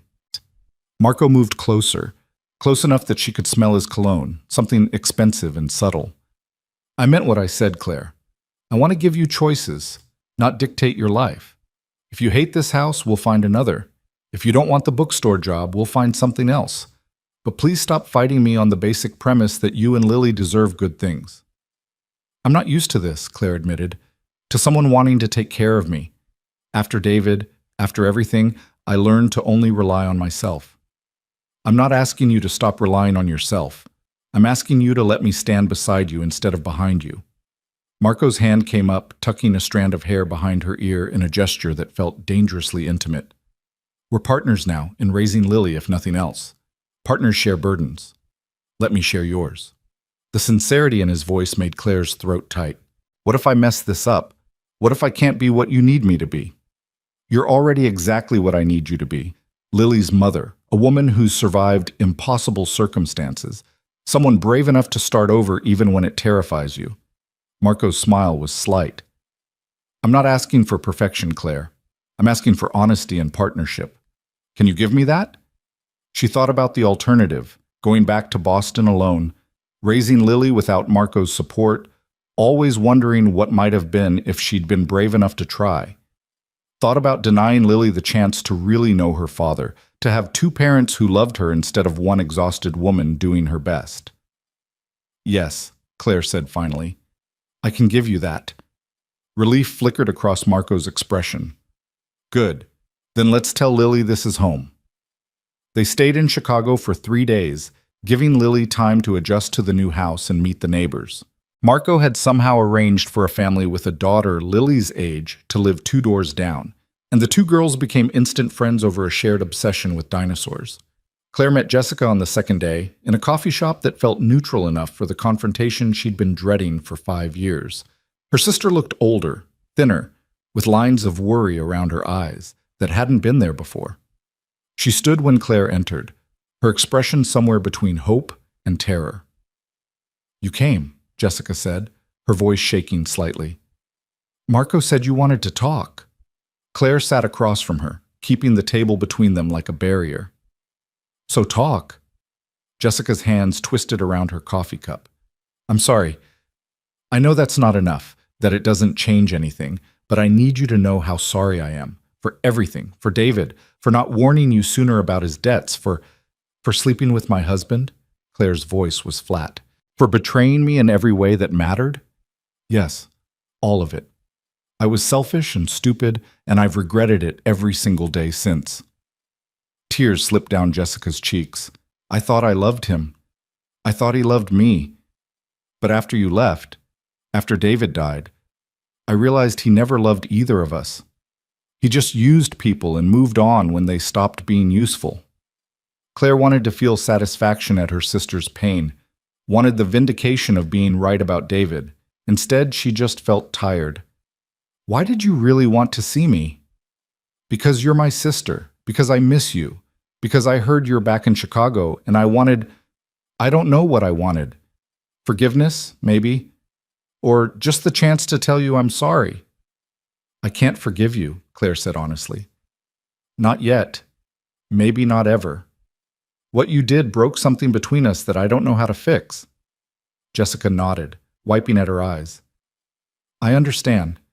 I just wanted you to know that I tried, that I did try to warn you about David's danger, even if it was too late. Marco told me, you probably saved my life that night. The admission cost Claire something, but it was true. If Jessica hadn't shown up at her apartment, if she hadn't tried to warn her, Claire might not have run fast enough. I'm glad. I know I don't have the right to be glad about anything concerning you, but I am. Glad you're alive. Glad you're safe. Jessica hesitated. Marco's a good man. Better than David ever was. I hope you know that. Claire thought about Marco's patience with Lily, his careful respect for Claire's boundaries, the way he'd rearranged his life to accommodate theirs without demanding anything in return. I'm starting to. Good. You deserve someone good. Jessica stood, gathering her purse. I won't bother you again, but if you ever want to talk, ever need anything, I'm here. I'll always be here. She left before Claire could respond, and Claire sat in the coffee shop feeling strangely empty. She'd imagined this confrontation 1,000 times over the years. Imagined the things she'd say, the anger she'd unleash. Instead, there was just sadness for everything they'd both lost. Her phone buzzed, a text from Marco. How did it go? Strange. She apologized. I'm not ready to forgive her, but I listened. That's enough for now. Come home when you're ready. Lily wants to show you the treehouse. Home. The word sat strange and hopeful in Claire's mind. She texted back a simple okay and finished her coffee slowly, watching Chicago move past the windows. This city had broken her 5 years ago, but maybe it could rebuild her too. The treehouse was elaborate, clearly professionally built, with actual walls and a rope ladder that Lily was struggling to climb in her post-recovery state. Marco stood below, hands ready to catch her if she slipped, and Claire's heart seized at the casual protectiveness of the gesture. Mom, look! Lily called from the platform. There's books up here, and pillows. Marco said it can be my reading fort. It's amazing, baby, Claire called back, then turned to Marco with raised eyebrows. A treehouse, really? She mentioned once that she'd always wanted one. I had it built while we were in Boston. Marco shrugged like this was perfectly normal. Every kid should have a reading fort. You're spoiling her. I'm making up for lost time. There's a difference. Claire couldn't argue with that logic much as she wanted to. What happens when she expects grand gestures for everything? When normal life seems boring compared to this? Marco's expression grew serious. Then we teach her that love isn't about grand gestures. That it's about showing up every day, about being present even when it's hard, about choosing her over and over again. The treehouse is just wood and nails, Claire. What matters is that I'm here to read books in it with her. He was right, and Claire knew it, but accepting help still felt like admitting weakness, like conceding that she couldn't do this alone. Which was true. She couldn't, not anymore. But the admission stung. I need to find a job, she said abruptly. A real job that I earned, not something you arranged. The bookstore position is real. The owner was planning to sell anyway. I just made sure you had first consideration. I need to do this myself, Marco. I need something that's mine, that I built without your help. Marco studied her for a long moment. Okay, then do that. Find your own job. Make your own choices. I'll support whatever you decide. It should have felt like victory. Instead, it felt like being lost, set adrift from the support she'd just spent days accepting. Claire wrapped her arms around herself, confused by her own contradictions. I don't know what I want, she admitted quietly. Part of me wants your help, wants to accept everything you're offering. Part of me is terrified of depending on you, of losing myself the way I did with David. I'm not David. Marco's voice was firm but gentle. I'm not going to diminish you or make you feel small. But I also can't make you trust me, Claire. That has to come from you. How do I do that? How do I trust again after everything? One day at a time, one choice at a time, and by letting me prove I'm worth the risk. Marco glanced up at the treehouse where Lily was absorbed in a book. I'm not going anywhere. Whether you trust me today or a year from now, I'll still be here, because she's worth it, and so are you. The words settled over Claire like a promise, and she found herself believing them despite her fears. That night, after Lily was asleep in her new bedroom, Claire and Marco sat in the kitchen with glasses of wine and 5 years of unspoken history between them. Tell me about those years, Claire said. What you did. Who you became. Marco swirled his wine thoughtfully. I consolidated power, eliminated threats, built legitimate businesses to balance the less legitimate ones. Tried to become someone my mother would have been proud of instead of someone my father was. Did you succeed? I'd like to think so. I'm not running drugs or trafficking people. I don't prey on the weak. Most of what I do now is protection, making sure neighborhoods stay safe, that businesses can operate without interference, that people like Petrov don't run unchecked. That's still criminal. It's gray, but it keeps more people alive than the alternative would. Marco met her eyes. I'm not asking you to approve of everything I do, just to understand that I'm trying to do better than the men who came before me. Claire considered this. What about Lily? As she gets older, as she starts to understand what you do, how do we protect her from that? We teach her that the world isn't black and white, that people are complicated and choices are hard, and sometimes doing the right thing means operating outside the law. Marco's jaw tightened. I won't lie to her about who I am, but I'll make damn sure she knows she's loved and protected and free to choose her own path, whatever that looks like. And us? What are we to each other besides Lily's parents? The question had been building for days, hanging unspoken through every shared meal and bedtime routine. Marco set down his wine glass with careful precision. That depends on what you want. I can be Lily's father, and nothing more. Separate houses, coordinated custody, the whole co-parenting arrangement. He paused. Or we can try to build something together, not because we have to, but because we want to. Claire's pulse quickened. What does that look like? Honestly? I don't know. I've never done this before. The family thing, the partnership thing. I've spent 20 years being alone, being careful, not letting anyone get too close. Marco's smile was self-deprecating. Then you walked into my life twice, and both times you changed everything. So I'm asking if you'd be willing to try building something with me. Slowly, carefully, with no pressure or expectations, just seeing what we could become if we're brave enough. The offer terrified and tempted her in equal measure. Claire thought about the way Marco looked at Lily, the gentle patience he showed, the careful respect he gave Claire's boundaries. Thought about the years she'd spent alone, proving she didn't need anyone, while longing secretly for exactly this, someone to share the burdens, to stand beside her, to choose her every day. I'm broken, she said quietly. David broke something in me, and I don't know if it can be fixed. I'm broken too. We can be broken together and maybe help each other heal, or we can be broken separately and keep wondering what might have been if we'd tried. Marco reached across the table, his hand open in invitation.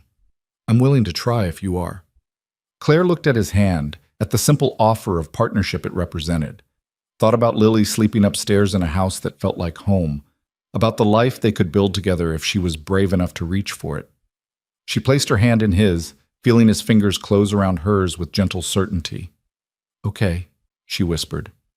Let's try. The weeks that followed were a study in careful rebuilding. Claire officially reclaimed her identity as Claire Carter, sitting through police interviews that were mostly perfunctory. They'd known for years she hadn't killed David, but procedure required following up now that she'd resurfaced.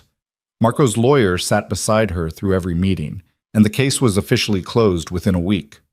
She took the bookstore job after visiting 3 other options, choosing it not because Marco had arranged it, but because she genuinely loved the space and the owner's vision for the store. It felt like her choice, which made all the difference. Lily started at her new school and thrived, making friends easily and bringing home artwork that Marco immediately framed and hung throughout the house.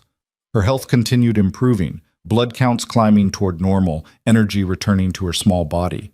And Claire and Marco learned each other slowly. He took her to dinner at small restaurants where they could talk without interruption, learning her preferences and telling stories from the years they'd been apart.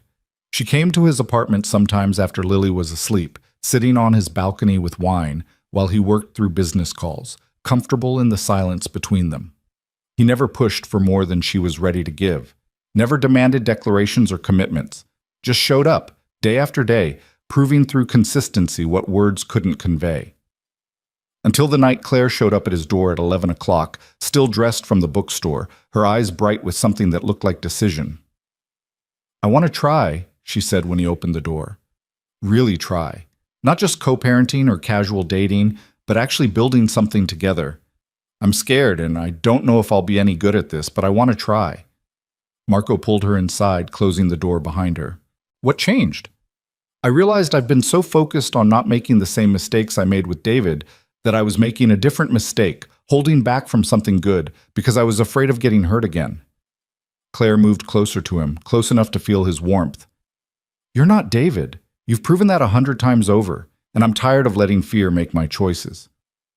Claire, his voice was rough with emotion. I'm not asking for promises or guarantees. I just want to stop pretending that what's happening between us is only about Lily. It's about us too, about what we could become if we're honest about wanting each other. Marco's hand came up to cup her face, his thumb tracing her cheekbone with reverent gentleness. I've wanted you since the moment I pulled you into that doorway 5 years ago. I've spent all this time trying to be patient, to give you space, to prove I'm worth the risk. But Claire, if you're asking what I want everything. You, Lily, a life we build together, all of it. Then take it, Claire whispered. Take me. Show me what it looks like when someone chooses me because they want to, not because they have to. Marco kissed her then, deep and slow and full of 5 years of longing. Claire melted into him, her hands fisting in his shirt, and felt something inside her chest finally unlock. This was what she'd been afraid of, this overwhelming feeling of safety and desire tangled together, the terrifying vulnerability of letting someone in completely. But Marco held her like she was precious, kissed her like she was worth everything, and Claire let herself believe that maybe, just maybe, this time would be different.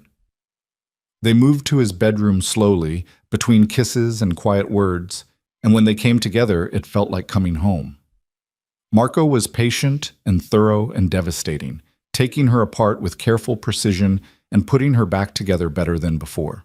And afterward, lying tangled in his sheets with his arms around her, Claire felt more herself than she had in years. "Stay," Marco said against her hair. "Tonight and every night after. Move in with me, you and Lily. Let me wake up with you every morning and come home to you every night. Let me build the life I should have offered you 5 years ago." Claire thought about the house in Lincoln Park, beautiful, but still somehow separate. Thought about this apartment, about Marco's space becoming their space, about Lily having both parents under one roof. What about Lily? We should probably ease her into this, not just spring it on her that we're together now. Lily's known for weeks that something was happening between us. Kids notice everything. Marco's smile was gentle against her temple. But we'll tell her together, explain that we care about each other and want to try being a family. If she needs time to adjust, we take it slow. But Claire, I'm done pretending that what I feel for you is casual. I love you. I've probably loved you since that first night. And I want you to stay. The words should have terrified her. Instead, they felt like permission to want what she'd been afraid to claim. "I love you too," she admitted, the word strange and right on her tongue. "I didn't want to, didn't trust it, but I do. I love you, Marco." He kissed her again, slow and sweet, and Claire surrendered to the truth that sometimes the scariest choice was also the right one. They told Lily the next morning over pancakes, explaining gently that they cared about each other and wanted to live together as a family. Lily looked between them with those serious dark eyes, considering. "Does this mean Marco's not just my dad? He's also your boyfriend?" she asked Claire. "Something like that," Claire agreed. "And we'd all live here together? If that's okay with you." Lily thought about this, then nodded firmly. "Okay, but I get to decorate my room how I want, with dinosaurs." Marco laughed, the sound full of relief and joy. "As many dinosaurs as you want, princess. It's a deal." And just like that, they became a family. Not perfect, not without complications, but real and honest and built on choices instead of obligations. Claire moved into Marco's apartment that week, transforming it from a bachelor's space into a home. Lily's dinosaurs colonized every surface. Claire's books filled the empty shelves, and slowly, carefully, they built something that felt like forever. 3 months into their new life together, Claire woke to find Marco's side of the bed empty. She found him in his office at 2 a.m, staring at his laptop with an expression that made her stomach drop. "What's wrong?" she asked from the doorway.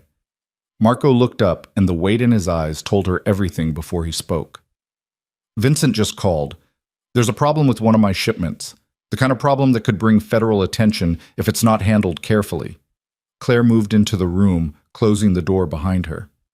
They'd had this conversation before, about the parts of Marco's business that existed in shadows, about the risks that came with loving a man who operated outside the law. But knowing abstractly was different from facing it at 2 a.m. with fear in his eyes. "How bad?" she asked. "Bad enough that I need to go handle it personally, tonight." Marco stood, already reaching for his phone. "Vincent's sending a car.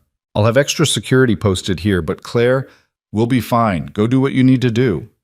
If this goes wrong, if the feds get involved, there could be consequences. For me, for my businesses, for—" He stopped, jaw tight. "For you and Lily. Association alone could bring scrutiny you don't need." Claire understood what he was offering, an out. A chance to step back before things got complicated, to protect herself and Lily from the fallout of his choices. 6 months ago, she might have taken it. But 6 months ago, she'd been running from everything instead of choosing what she wanted. "We're not going anywhere," she said firmly. "Whatever happens, we face it together. That's what family means."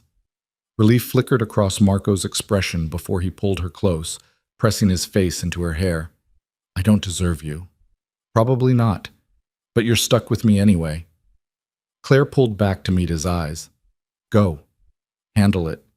Come home safe." He kissed her hard and desperate, then left without looking back. Claire stood in the empty office and tried not to think about all the ways this could go wrong. Instead, she checked on Lily, sleeping peacefully surrounded by stuffed dinosaurs, then made coffee and waited. Vincent called at dawn. "It's contained," he said without preamble. "Marco's handling the last details. He'll be home in a few hours." "Was anyone hurt?" A pause. No one who didn't deserve it. The situation's resolved, Ms. Carter. Your family's safe. The call ended, and Claire sat with her cooling coffee, processing Vincent's careful words. Someone had deserved to be hurt. Marco had made that call, had done whatever necessary to protect what was his. And Claire found she couldn't even summon horror at the implications. Only relief that he was safe, that they were all safe. Maybe that made her complicit. Maybe loving Marco meant accepting parts of him that existed in moral gray areas. But she'd spent 5 years trying to build a life from sanitized pieces, and it had been hollow. This messy, complicated truth felt more real than anything she'd had before. Marco came home as the sun was fully up, looking exhausted but unharmed. Lily was still asleep, and Claire met him in the kitchen with coffee and questions she didn't ask. He pulled her into his arms and just held her for long minutes, and she understood that whatever had happened in the dark hours of morning, it had cost him something. "It's over?" she asked quietly. "It's over. The problem's eliminated, and the feds won't find anything worth investigating." Marco's voice was rough with fatigue. "I'm sorry. I know this isn't the life you signed up for. I signed up for you, all of you, including the parts that scare me." Claire pulled back to look at him. "But Marco, I need to know, are we safe? Really safe? Or is this going to keep happening?" He was quiet for a long moment, and Claire saw him wrestling with honesty. "I'm working on transitioning fully legitimate. Most of my operations already are, but there are still pieces that exist in gray areas, relationships that can't be severed cleanly without creating more problems than they solve. It'll take time." "How much time?" "A year, maybe 2. I'm building exit strategies, but they have to be careful. People in my position don't just retire, they have to be smart about it." Marco's hand came up to cup her face. "I'm trying, Claire. I'm trying to become someone who doesn't keep you up at night worrying. But I need you to be patient with me." Claire thought about what that meant. 2 more years of nights like this, of wondering if he'd come home safe, of raising Lily in the shadow of his complicated world. It should have been too much to ask. Maybe it was. But when she looked at Marco, exhausted and honest and trying so hard to be better, she couldn't walk away. 2 years, she said. "But Marco, at the end of that, I need you to be done, completely done. Because Lily's getting older, and she's going to start asking questions, and I need to be able to tell her that her father made different choices. Can you do that?" "Yes." No hesitation, no hedging. 2 years, and I'm out. I promise. It was a promise that would reshape his entire life, Claire knew, but he offered it without flinching, and she believed he meant it. The months that followed tested that promise in ways neither of them anticipated. Marco threw himself into legitimizing his businesses with single-minded focus, selling off questionable operations and investing in clean ventures. It meant long hours and difficult negotiations, and occasionally dangerous confrontations with people who didn't want him to leave. Claire watched him transform through sheer determination, becoming the man he'd promised to be. And she supported him however she could, managing the household, raising Lily, being the steady presence he came home to when everything else was chaos. But it wasn't all darkness and danger. There were good moments too, ordinary moments that felt precious because they'd been so hard won. Marco teaching Lily to ride a bike in the park, his patience infinite as she wobbled and fell and tried again. Sunday morning pancakes where they all worked together, Lily cracking eggs with fierce concentration while Claire mixed batter and Marco told terrible jokes. Family movie nights where they piled on the couch with popcorn and argued good-naturedly about whether dinosaur documentaries counted as entertainment. Claire fell deeper in love with him during those moments, watching him be gentle with their daughter, watching him choose family over business again and again. This was who Marco De Luca really was beneath the dangerous reputation, a man trying desperately to be worthy of the people he loved. Lily thrived too. Her health continued improving until Dr. Singh officially declared her in full remission, her bone marrow producing healthy blood cells with no sign of the disorder returning. She shot up 3 inches in 6 months, all gangly limbs and boundless energy. Her curiosity was insatiable. She wanted to know everything about everything, from why the sky was blue to how Marco's businesses worked to whether Claire would ever marry her father. That last question came out of nowhere one evening while Claire was tucking her into bed. Maddie's parents are married, Lily announced, referring to her best friend from school. Are you and Marco going to get married? Claire's hand stilled on the blanket. Would you want us to? Lily considered this with her characteristic seriousness. I think so. Maddie says married means you promise to stay together forever, and I want us to stay together forever. We're already a family, baby, with or without marriage. That doesn't change how much we love you or each other. But marriage makes it official, like everyone knows you're choosing each other. Lily looked up at her with David's eyes and Claire's determination. I think you should choose each other officially. Claire kissed her forehead, avoiding the larger question. We'll see. Now sleep. You have school tomorrow. But the conversation stayed with her, and she found herself thinking about it more than she expected. She and Marco had built something real, something lasting. They shared a home and a daughter and a future. But they'd never discussed marriage, never made that formal commitment. Did it matter? They were already functioning as a married couple in every way that counted. But Lily's words echoed. Marriage makes it official, makes it a choice everyone can see. Marco found her on the balcony an hour later, staring out at Chicago's nighttime skyline. Lily asked if we're getting married, Claire said without preamble.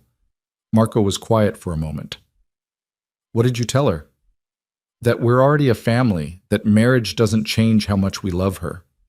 Claire turned to face him. But she's right, isn't she? Marriage does mean something. It's a choice made public, a promise witnessed. Are you asking me to marry you, Claire Carter? The question, delivered with gentle humor, made her smile despite her nerves. I'm asking what you think about it, about us making that kind of promise. Marco moved closer, taking her hands in his. I think I've been waiting for you to be ready for that promise since the day you moved in. I think I'd marry you tomorrow if you'd let me. But I also think you've been married before to someone who broke every promise he made, and I don't want you to say yes to me until you're absolutely certain I won't do the same. I am certain. The words came easily, true in a way she'd never been able to achieve with David. You've proven yourself 100 times over, Marco. You've kept every promise you've made to me and Lily. You've changed your entire life to be the person we need. I trust you completely. Then marry me. Marco pulled a small box from his pocket, and Claire's breath caught. I've been carrying this for 2 months, waiting for the right moment. But Claire, there's never going to be a perfect moment, and I'm tired of waiting to make you mine in every way that matters. He opened the box to reveal a ring, simple, elegant, with a single diamond that caught the city lights. Nothing ostentatious, nothing that screamed wealth. Just beautiful and honest, like everything Marco had given her. Claire Elizabeth Carter, will you marry me? Will you let me spend the rest of my life proving I'm worthy of you and Lily? Will you give me the honor of being your husband and her father officially, legally, permanently? Claire looked at the ring, at Marco's face earnest and hopeful in the dim light, at the life they'd built together from broken pieces. Thought about the scared woman she'd been 5 years ago, running from danger and betrayal. Thought about the woman she'd become, stronger, braver, willing to choose love even when it was complicated. Yes, she said, her voice breaking with emotion. Yes, I'll marry you. Marco slipped the ring onto her finger and pulled her close, kissing her with a thoroughness that made her forget they were on a balcony where neighbors could see. When they finally broke apart, both breathing hard, he pressed his forehead to hers. I'm going to make you so happy, he promised. I'm going to spend every day making sure you never regret this. I already don't regret it. I haven't regretted it since the day I decided to trust you with Lily's life. Claire kissed him again, softer this time. Now, let's go tell our daughter before she bursts from curiosity. Lily screamed with joy when they told her, launching herself at both of them with enough force to nearly knock them over. She insisted on calling Maddie immediately to report the news, her excitement infectious. They planned a small wedding for spring, just close friends and the family that mattered.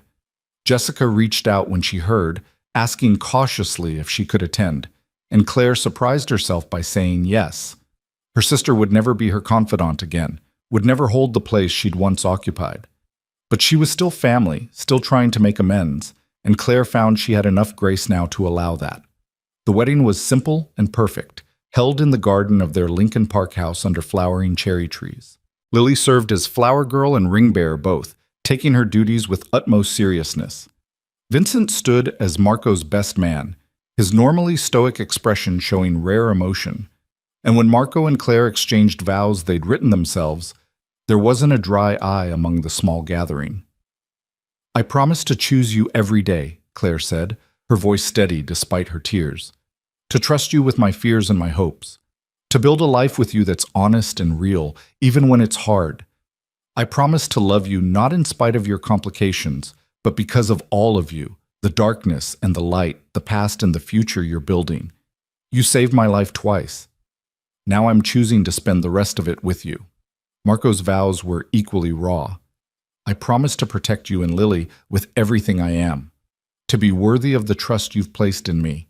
To become the man you deserve, every single day. You walked into my life when I'd forgotten how to be anything but dangerous, and you reminded me I could be good. I promise to keep choosing good, to keep choosing you, to keep building the family we both deserve. I love you, Claire. I'll love you until my last breath." When the officiant pronounced them married, Marco kissed her like they were the only two people in the world, and Claire felt the last piece of her broken heart finally heal. The reception was small and joyful, full of laughter and dancing, and Lily running wild with the few children in attendance. Marco's business associates mixed with Claire's bookstore colleagues, and somehow the combination worked. This was their life now, complicated and blended and perfect in its imperfection. Late in the evening, Claire found Jessica standing alone near the garden's edge, watching the celebration with an expression of bittersweet longing. "Thank you for coming," Claire said quietly. Jessica turned, surprise flickering across her face. "Thank you for letting me. I know I don't deserve to be here." "Maybe not, but you're still my sister, and I'm trying to believe people can change. That mistakes don't have to define us forever." Claire glanced back at Marco, who was dancing with Lily on his feet, both of them laughing. "He changed. I changed. Maybe you have too. I'm trying. I've been in therapy, working on understanding why I made the choices I did, why I hurt you." Jessica's voice was thick with emotion. "I can't take it back, can't undo the damage, but I'm trying to be better." "That's all any of us can do." Claire surprised herself by reaching out, squeezing her sister's hand briefly. "I'm not ready to be close again, but I'm willing to let you try to earn back my trust. Slowly." Jessica nodded, tears spilling down her cheeks. "Slowly. I can do slowly. Thank you, Claire." After Jessica left, Claire rejoined her husband. The word still strange and wonderful on her tongue, and let him pull her into a dance. Lily had finally worn herself out and was asleep on Vincent's shoulder, the stoic security chief looking vaguely panicked at the responsibility of holding a sleeping child. "Happy?" Marco asked against her ear. "Deliriously." Claire looked up at him, at this man who'd saved her and loved her and chosen her every single day. "Although I have some news that might make you even happier." Something in her tone made Marco pull back, studying her face. "What kind of news?" "The kind that involves tiny clothes and sleepless nights, and Lily becoming a big sister in about 7 months. Marco's expression went through a rapid series of changes: shock, joy, wonder, and finally pure elation. "You're pregnant?" "Found out last week. I wanted to wait until after the wedding to tell you, make today about us. But yes, we're having a baby." Marco lifted her off her feet, spinning her around while Claire laughed and demanded he put her down before he made her dizzy. When he finally did, he kissed her with such tenderness it made her chest ache. "I love you," he said. "Both of you. All of you. Our whole complicated, beautiful family. I love you too. Even though you're about to find out what it's like to have a newborn and a 6-year-old simultaneously. Bring it on. I'm ready for anything as long as I have you." The months that followed were a blur of preparations and transformations. Marco finished the last of his business transitions, officially retiring from anything that existed in moral gray areas. He kept the restaurants, the real estate holdings, the import business that dealt exclusively in legal goods. Everything else was sold or shut down, and he walked away from that life without looking back. Claire watched him become fully legitimate with pride and relief. This was the man she'd needed him to be. the father Lily and their unborn child deserved. He'd kept his promise, had changed his entire world to build the life they'd committed to together. Lily was thrilled about the prospect of a sibling, though her enthusiasm was tempered by serious concerns about whether the baby would like dinosaurs as much as she did. Marco assured her solemnly that he would make sure the baby received proper dinosaur education, and Lily seemed satisfied with this plan. The pregnancy was easier than Claire's first had been, probably because she wasn't running from danger or hiding her identity or trying to survive alone. She had Marco beside her for every appointment, every milestone, every moment of fear or joy. He read parenting books with the same focus he'd once applied to business strategy, determined to be the best father possible. Their son was born on a snowy January morning, 6 pounds of perfect health and impressive lungs. They named him James Marco DeLuca, and Lily immediately nicknamed him JJ and appointed herself his personal protector. Watching Marco hold his son for the first time, tears streaming down his face while he whispered promises about the future, Claire felt everything come full circle. This family they'd built from broken pieces, this life they'd chosen despite every reason to run, it was real and lasting and worth every risk they'd taken. 6 months after JJ's birth, Marco surprised Claire with one final gesture. He'd purchased the building where her bookstore operated and renovated the upstairs apartment into a reading space and community center. "It's yours," he said, handing her the keys. "The whole building. The bookstore stays, obviously, but the upstairs is whatever you want it to be. A place for kids' reading programs, writing workshops, whatever your heart desires. Consider it a very late wedding present." Claire stood in the empty space, imagining the possibilities. A place to build community, to share her love of books, to create something lasting that was entirely hers. "Marco, this is too much. It's not nearly enough. You gave me a family, Claire. You gave me purpose and love and reasons to be better. This is just a building." He pulled her close, careful of JJ sleeping against her chest in his carrier. "Although if you'd rather have something else, I can—" "No, this is perfect, absolutely perfect." Claire kissed him, pouring 5 years of gratitude and love into the gesture. "Thank you for this, for everything, for being exactly who you promised to be. Always. That's what we promise each other now. Always." They built the community center together over the following months, with Lily's input heavily featured in the children's section design. It opened in the spring, becoming a hub for neighborhood families and establishing Claire as more than Emma Ross or Claire Carter or even Marco DeLuca's wife. She was herself, fully and completely, building something meaningful from her own passions. Marco settled fully into legitimate business, his reputation slowly shifting from dangerous to simply powerful. He served on charity boards, invested in neighborhood revitalization, and became known as someone who protected rather than threatened. The past didn't disappear. People still knew who he'd been, but it became history rather than present danger. Lily grew into a brilliant, curious child who excelled at science and never met a dinosaur fact she didn't immediately memorize. JJ grew into a happy toddler who worshipped his big sister and followed her everywhere. And Claire and Marco grew into the kind of partnership that came from choosing each other through difficulties rather than in spite of them. 5 years after their wedding, Claire found herself back on the balcony where Marco had proposed, watching Chicago's light shimmer against the night sky. Marco joined her, sliding an arm around her waist and pulling her close. "What are you thinking about?" he asked. "How far we've come. How different everything is from that night you pulled me into a doorway and changed my entire life." Claire leaned into his warmth. "I was so broken then, so scared. I couldn't imagine ever feeling safe again, let alone happy. And now? Now I'm married to my best friend, raising 2 incredible kids, running a community center I love. Now I wake up every morning grateful for the life we've built." She turned in his arms to face him. "You kept every promise you made, Marco. You became exactly who you said you'd be. We became who we were supposed to be together." Marco kissed her forehead. "I'm not the same man I was before you, Claire. You made me better. Made me want to be better. We made each other better. That's what love does. It transforms us into who we're meant to be." From inside, they heard Lily calling that JJ had knocked over his block tower again and was crying. Marco sighed affectionately. "Duty calls.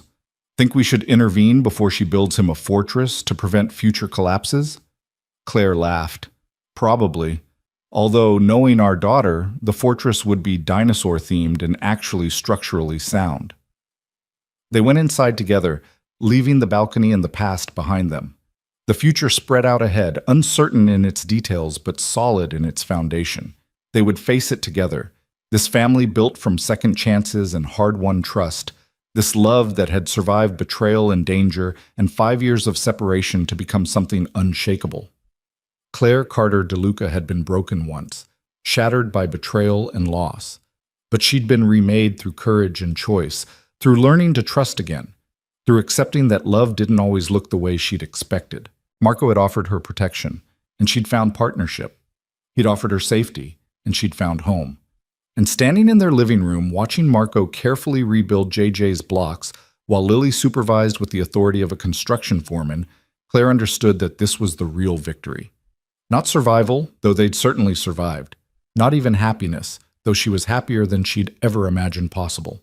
The victory was this: she'd learned to choose love even when it was complicated, to trust even after betrayal, to build a future even when the past tried to destroy her. She'd learned that strength wasn't about doing everything alone. It was about knowing when to accept help, when to lean on others, when to let love in despite the risk. Marco caught her watching and smiled, that private smile reserved just for her. Claire smiled back, holding his gaze across their chaotic, beautiful living room. She'd signed divorce papers once, torn up a pregnancy test, and walked away from everything she'd known. That choice had led her here, to this moment, to this family, to this love that had saved her in every way that mattered. And she would choose it all again. The fear, and the risk, and the leap of faith. Because on the other side was everything she'd never known she needed. A partner who chose her daily, children who filled her life with purpose, a future built on truth instead of lies. Claire had spent 5 years hiding, but she was done hiding now. She was exactly where she was meant to be, with exactly who she was meant to be with, living the life she'd been brave enough to choose. And that, finally and completely, was enough.